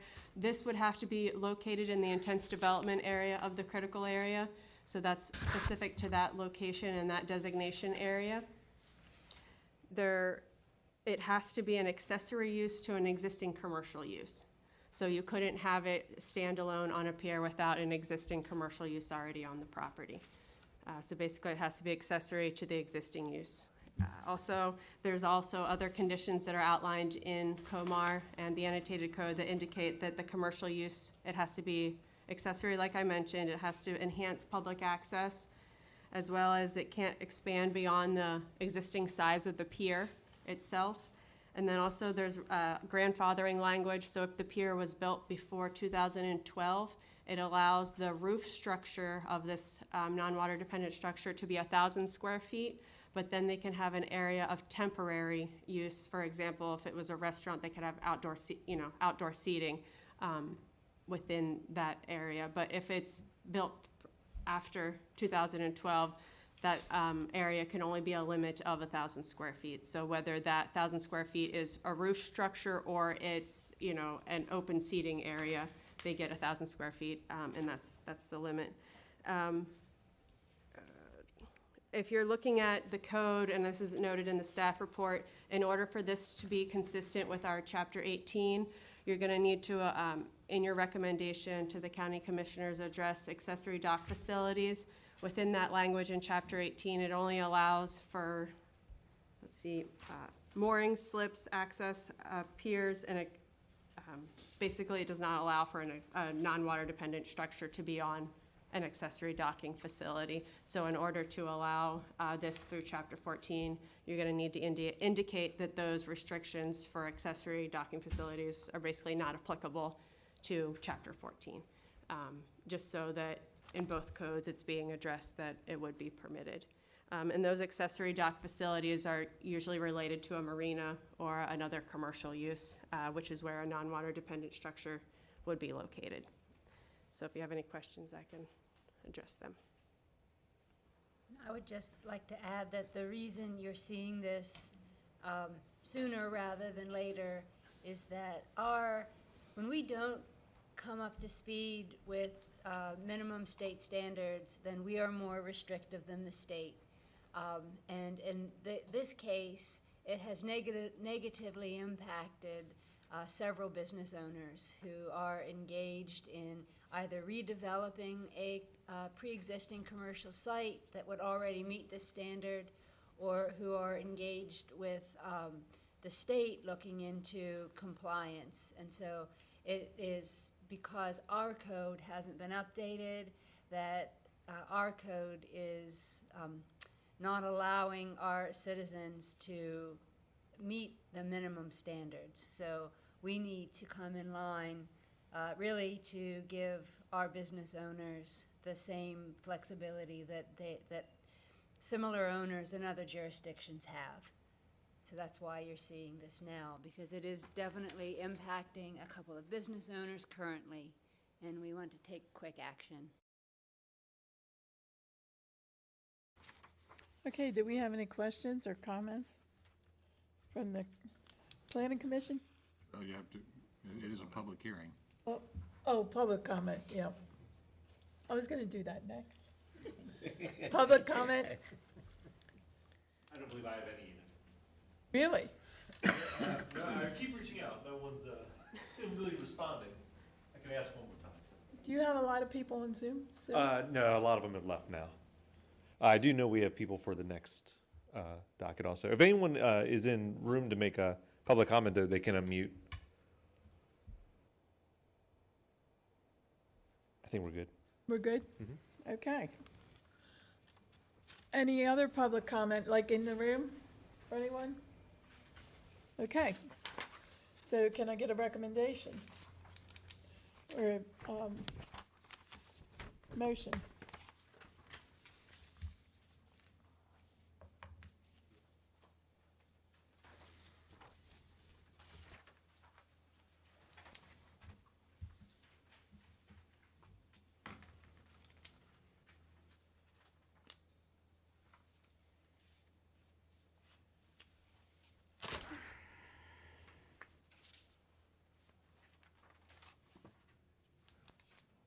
Right here. There you go. Madam Chairman, I'd like to make a motion. Resolved for the comprehensive zoning code update that the Planning Commission makes a favorable recommendation to the County Commission regarding TACO 24-01 to add provisions to allow for non-water dependent structures on state or private wetlands within the critical area while meeting specific standards, and to add a definition for non-water dependent projects and piers. As well, in order to provide consistency between Chapter 14, Paragraph 1 and Chapter 18, Paragraph 1 pier standards, the proposed definition of non-water dependent project needs to indicate that Chapter 18 pages 1 through 4, sections 1 through 44 is not applicable. The Planning Commission provides the following findings. Okay, so now I got to go back to findings. Chris? I don't think it's necessary for recommendations. Okay. So that's it, right? Yeah. Okay, can I get a second? Second. Okay. Anything missing? Don't they want to say that it's consistent with the comprehensive plan? Critical area. Natural resources article? You do want to note that it's consistent with the comp plan, natural resources article, and they act, just. We'll amend it. To You wanna amend my amend it? motion that it's consistent with the comprehensive plan. Okay, is that right? And the natural resources article. Yeah.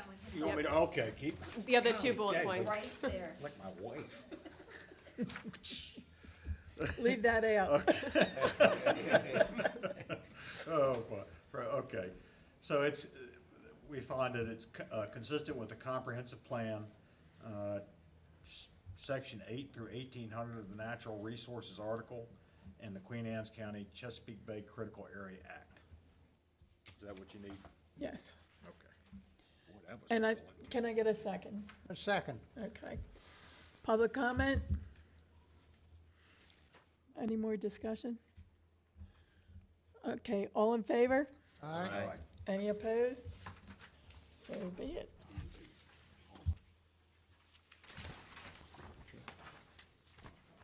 So now we are on, are you ready? I want to close the hearing. On the ordinance, what? Close the public hearing. Oh, close the public hearing? We close the public hearing at this time. It's gonna be a couple more minutes. Okay. I don't So- think these will take too long. Well, let's go with ordinance 2402. I can brief you on this one. This is, again, a part of the omnibus and is specific, I'm specifically calling that out because this is another one of those needs that we have addressed through the FEMA, the Federal Emergency Management Agency. They do a review of the county's implementation and enforcement of its floodplain ordinance.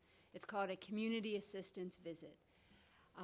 In that review, there have been a few items that were identified that were non-compliant. So what we needed to do is to address campgrounds in the floodplain. This appears to be specific to one property, and it is, but just to give a global context, this is a nationwide floodplain management issue. So we're not the only community. As a matter of fact, it's very common that there are floodplain compliance issues in historic campgrounds, and we have one.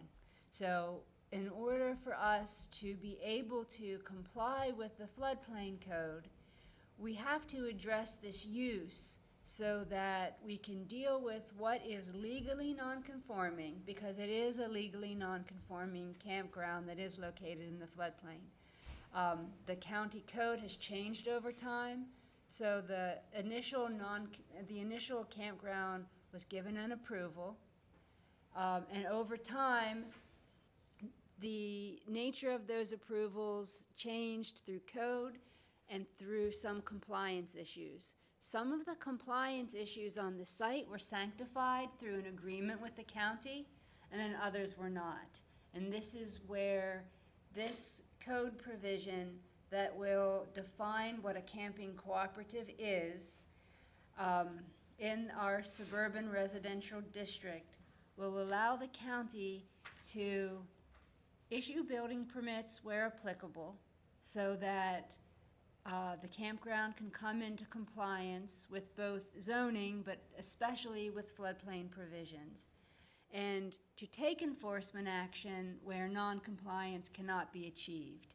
But we did not have, as a county, a mechanism to come into compliance with floodplain and to allow the campground to come into compliance. So this text amendment is specifically meant to address how the county can take enforcement action and allow the campground to clean up any violations, but also to comply with floodplain laws. Additionally, it bears noting that the county is in good standing with the implementation of its floodplain program over time. And while these community assistance visits are very important, they're like an auditing of our floodplain program. Someone's used that language yesterday, and that's exactly it. We are also engaged in an activity to get a better floodplain insurance rate for all of our policyholders. And we have about 2,500 plus floodplain policyholders in Queen Anne's County. When we're non-compliant, the floodplain insurance rates directly impact our policyholders. We're in a position through what's called the Community Rating, CRS, Community Rating Service Program, to show that we are compliant, and in some cases we go above and beyond floodplain compliance, and we are applying under the Community Rating Program to actually reduce all of our floodplain policyholders' insurance rates. And cleaning this historic non-compliant issue, cleaning this up, will not only help us with our audit, but it will help the county through the bigger picture of having an exemplary floodplain program that will allow us to reduce our insurance rates. So this text amendment adds a clear definition of a camping cooperative that also establishes the nature of the recreational vehicle, what those setbacks would be, and this then connects to the floodplain definition of a recreational vehicle that illustrates that the vehicle has to be temporary and what is permanent has to be elevated and floodplain compliant.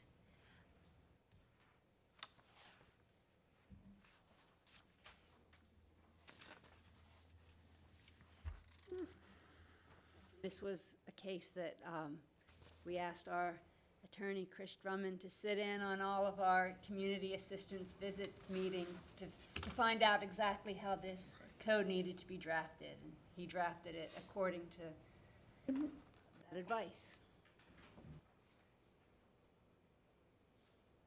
Do we have to read the bill, or what? What do you want us to do? For the, Read the rest I think this is- Take public comment. No, I think this is for a recommendation to the county commissioners. This isn't a public hearing, so this is just recommendation. oh, okay. So, any public comment?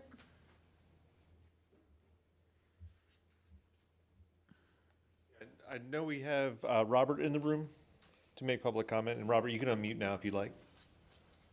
Yes, thank you. Can you hear me? Yes. Hi, good afternoon, everyone. My name's Robert Bites. I'm the president of Beach Harbor. I've been a member at Beach Harbor for 30 years. And I would just like to thank Mr. Drummond. I'd like to thank the staff for working with us over the past couple of years as we went through this audit with FEMA. And I do appreciate all the efforts that have been put in place to help us come into some form of compliance. This ordinance, this amendment is the next major step. So that, as Amy said, permits could be issued and that we can move forward with further coming into compliance. So I would just ask you all to please support this amendment so we can continue to work together. Thank you for your time. And can I get a motion? I have Any a more? question before we go there, Madam Chair. So I see in the setbacks for the recreational structures, what's the average lot size or the lots that may be available in this particular area? Because a 40-foot setback from the front lot line and 50 feet from the rear seems like it's really squeezing things. So there are not individual lots These are setbacks within the lot proper. And so all of the structures, all of the RVs and campsites within the campground cooperative itself would have to meet this Perimeter, requirement. it's from the perimeter. The campsites are not lots. Okay, thank you. In the 50-foot Not setback. between campsites. It's from the perimeter of the property. Is that what you're, right? Right. Hold on, let me see. Go ahead. All trailers shall be at least 6 feet from lot lines. Well, the lot line is the perimeter. Right, and so that is specific to all the camping trailers, the RVs, camping trailers, must be 6 feet from all the lines, but administrative and the recreational structures that are supportive have to meet these second setbacks. But if I have a large square Yes. lot, it, Yeah, and okay. it's within the lot, the large lot. I didn't know if this district, if there were many lots within the Right, square. it's a cooperative, so that it's not a condominium, meaning you don't own your little campground. What you do is you lease the campground and you own a share of stock in the cooperative. So the 42 acres, I think it is just one lot. Perfect, thank you. That makes more sense. Hey, can I get a motion? If anyone else would like to make comment, they can unmute, but I think everyone was spoken for. Looks that way.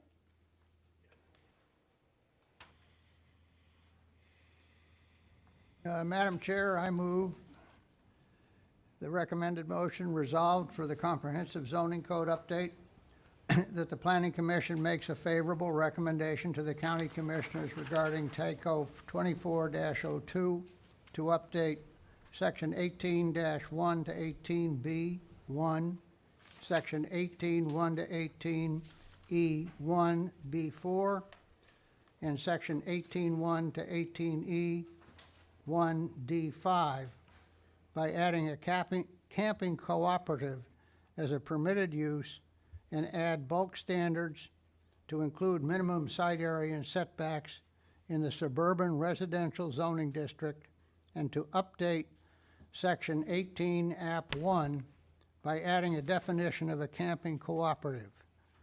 The Planning Commission provides the following findings. This is consistent with the comprehensive plan, consistent with Section 5-803 of the environmental article and the Queen Anne's County Floodplain Management Code. Second. Any further questions or discussion? Call for the vote. All in favor? Aye. Any opposed?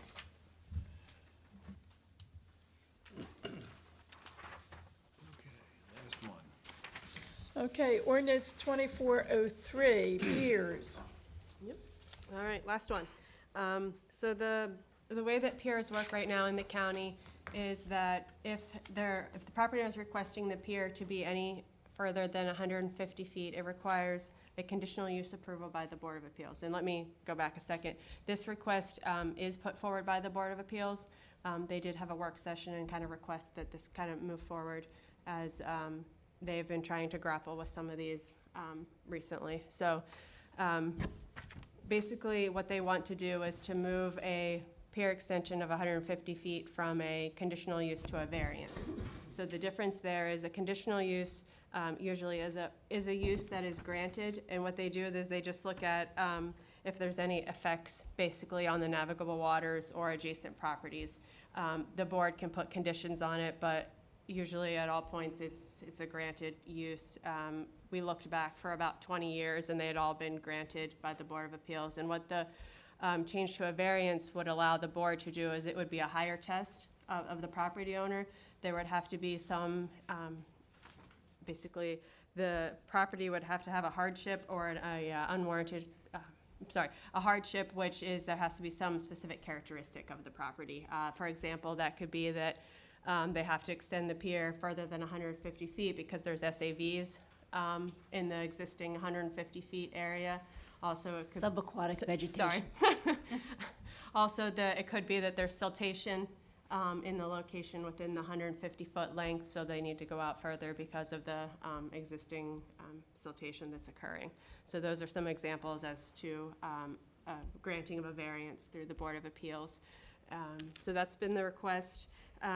Also with variances, they're usually looked at as a bulk standard. So anything in the code that has like an area requirement or a distance, those are bulk standards, which could be a variance through the Board of Appeals. The requirement of 150 feet is a bulk standard, so looking at it as a variance seems more appropriate than as a conditional use. So if you have questions. So the only thing we're really changing is going from conditional use to variance. Correct. Yep. And it's still a Board of Appeals process.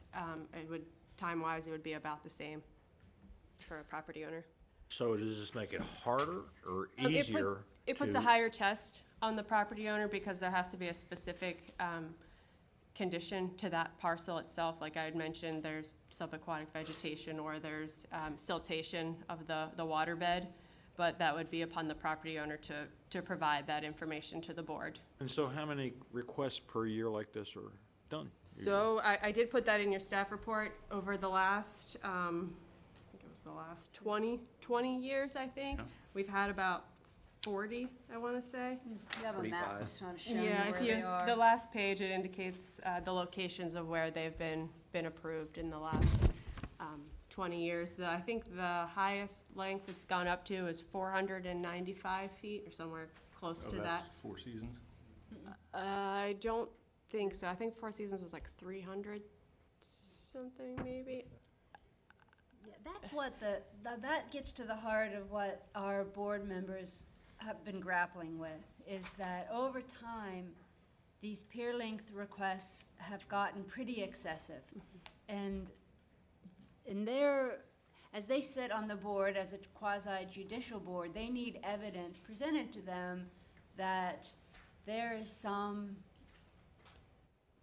detriment to the character of the neighborhood or detriment to the neighboring property owners. And they feel as though that these requests are encroaching into public navigable waters, and absent community input, they don't feel that they have the mechanism to really look at these pier cases on a case-by-case basis based on the nature of the waterway. And as the pier is an accessory use to a residential structure in these cases, they want to be able to look at these variances in a residential scale.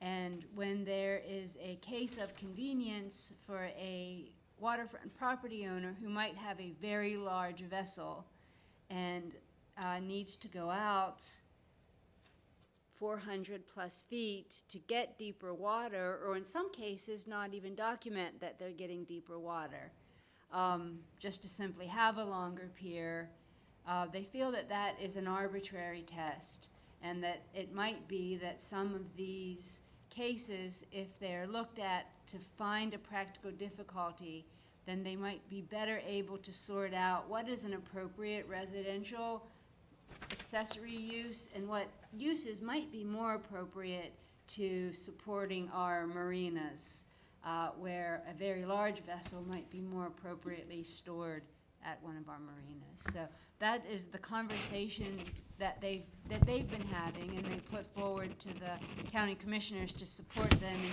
in this move, because they are used to practical difficulty cases as relates setbacks and sizes of structure. So they were curious as to historically why these extensions have been treated as conditional uses, because as Stephanie said, bulk standards generally aren't dealt with as conditional uses. So inconvenience is not considered a hardship, is that correct? Correct. Yeah.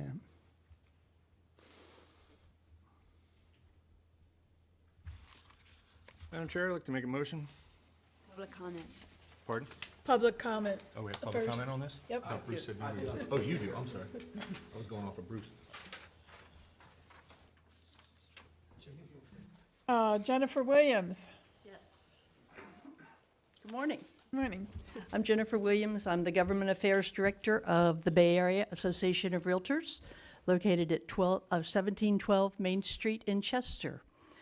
On behalf of the Bay Area Board of Realtors, or Association of Realtors, we'd like to propose that the 150-foot limit be removed from this ordinance and feel that there's a real need not to have it. It would be greatly beneficial to the citizens of the county. It would save taxpayers money in the sense that there wouldn't need to be a proposal, an investigation by the county. It would make the process of installing a pier less costly and quicker and more efficient with a known outcome at the county level.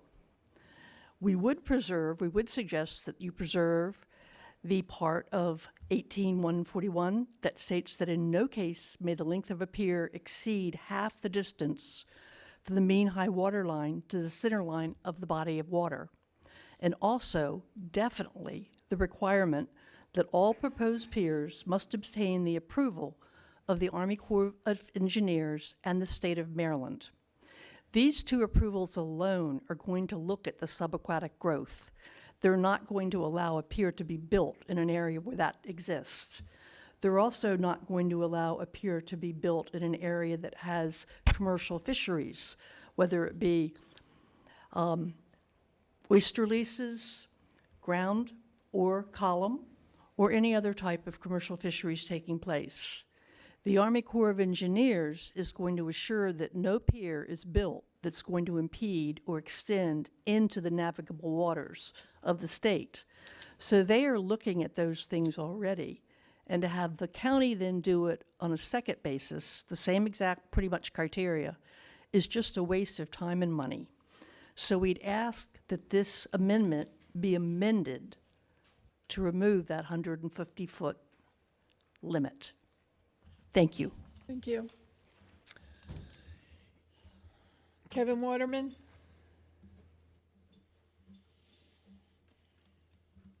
Hello, my name is Kevin Waterman. I'm also here as a past president and the current chair of the Legislative and Public Policy Committee for the Bay Area Association of Realtors. As has been noted, we are recommending an amendment to this proposal to simply, rather than change it to a variance, eliminate the 150-foot requirement. The simple fact is we've had 20 years now of 100% granting of every application for a pier extending over 150 feet. That, at this point, that really, it's a de facto approved use, so long as you're willing to pay the money and wait the time it takes to do that. And I think pretty much any of the attorneys here would agree, a de facto state of law is really not a very good situation. The answer here isn't to make it harder to go and get these approvals. The answer is to regularize the situation which already exists and simply remove the requirement that you pay your tithe to the county and of money and time. Technically not a tithe, but it's a good turn of phrase. Beyond that, the simple thing here is state standards are a floor, are more than a sufficient floor. They're also an adequate ceiling, something this body recognized less than a year ago when it approved a text amendment to go and bring our county definition for woodlands in compliance with the state definition rather than the more onerous and more thoroughly regulated definition we had. And as they say, you know, what's good for the goose is good for the gander. I think here we can also assume what is good for the woods is good for the water. Finally, we have examples in the staff report of at least one county that doesn't impose any such limit. It just any fixed numerical limit. It simply has the 25% standard. So we would not be out of line with other counties if we did this. Also, and more importantly, we have 20 years of evidence of seeing there haven't been any horrible, disastrous consequences from an effective, you know, as we said, 100% grant rate of every application that's come in. There hasn't been any horrible outcome from this, so I think we can safely assume there would not be if we simply regularized that situation. And I think that covers everything that I had to say. Thank you. Thank you. Oh, Mr. Fawcett, we haven't seen you in a while. Thank God.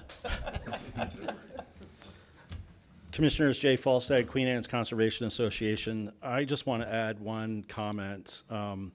if the new test is going to be that we're going to be relying on the Army Corps of Engineers, I would just refer, or recommend rather, that you look at Barnegat Bay, New Jersey, where Barnegat Bay, New Jersey relies on the Army Corps of Engineers, and they have piers jutting out all over the place, interfering with navigation. What's good about the Queen Anne's County rule right now is it's limited to 150 feet. That's perfectly reasonable. Mr. Waterman mentioned what's good for the forest is good for the water. We're talking about apples and oranges here. Woods are our own private property. These waterways are owned by all of us. Just because you live on the water should not entitle you to automatically impede on it for everybody else. So we have a mechanism in place.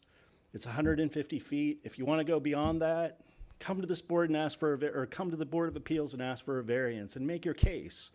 But just doing away with 150 feet altogether, I think is very short-sighted and would be a decision that we would all ultimately regret in the long run. Thank you very much. Thank you. Any other comments? We've had some people sitting in Zoom that haven't responded, so maybe they're here for this, but I don't know. If you'd like to make public comment, you can unmute now in Zoom. I think they just fell asleep with their computers on. Warm down. Okay, can I I get think a, it's fair to point out that the regulatory authorities and regulatory objectives of MDE, DNR, and the Corps of Engineers are different than the regulatory objectives of the Department of Planning and Zoning. The former state and federal agencies are concerned with navigation, which is the Corps, and protection of the waters of the state of Maryland, and that which lies below the waters, which is the dirt, which is owned by the state of Maryland. The county is interested in land use, and because piers are attached to land, they become part of the land and therefore are subject to land use regulations. I'm not advocating one way or the other about whether it should be 100 feet, 150, or 500, or whether you should have to go to the board. But there are different objectives at play here among the feds, the state, and the county. And it is fair to say that docks are accessory to residential uses, well, and also some commercial uses. well, just for my 2 cents worth, if the Board of Appeals asked us for 150 feet, they deal with it all the time, we don't. So I think that we should stay with their They're recommendations. looking for another tool Right. to help them. Right. Agreed. On that, Madam Chair? Yes. I'd like to recommend the motion that resolved that the comprehensive zoning code update that the county commission makes a favorable recommendation to the planning commission makes a favorable recommendation to the county commissioners regarding county text amendment 24-03 to amend provisions for applicants seeking a pier length greater than 150 feet to require a variance rather than a conditional use approval from the Board of Appeals. The planning commission provides the following findings: that this code update is consistent with comprehensive plan, Maryland Land Use Article, and the Queen Anne's County Zoning and Subdivision Regulations, Article 5.6, accessory uses, and Section 18.1-121, limitations with respect to a variance. Second. All in favor? Aye. Any opposed? So moved. Do we have any more staff updates or things? Okay. Public comment? There being none, maybe I can get my favorite recommendation. Or motion. Madam, I move we adjourn for the day, or for the month, or whatever it is. Second? Second? All in favor? Aye. So moved.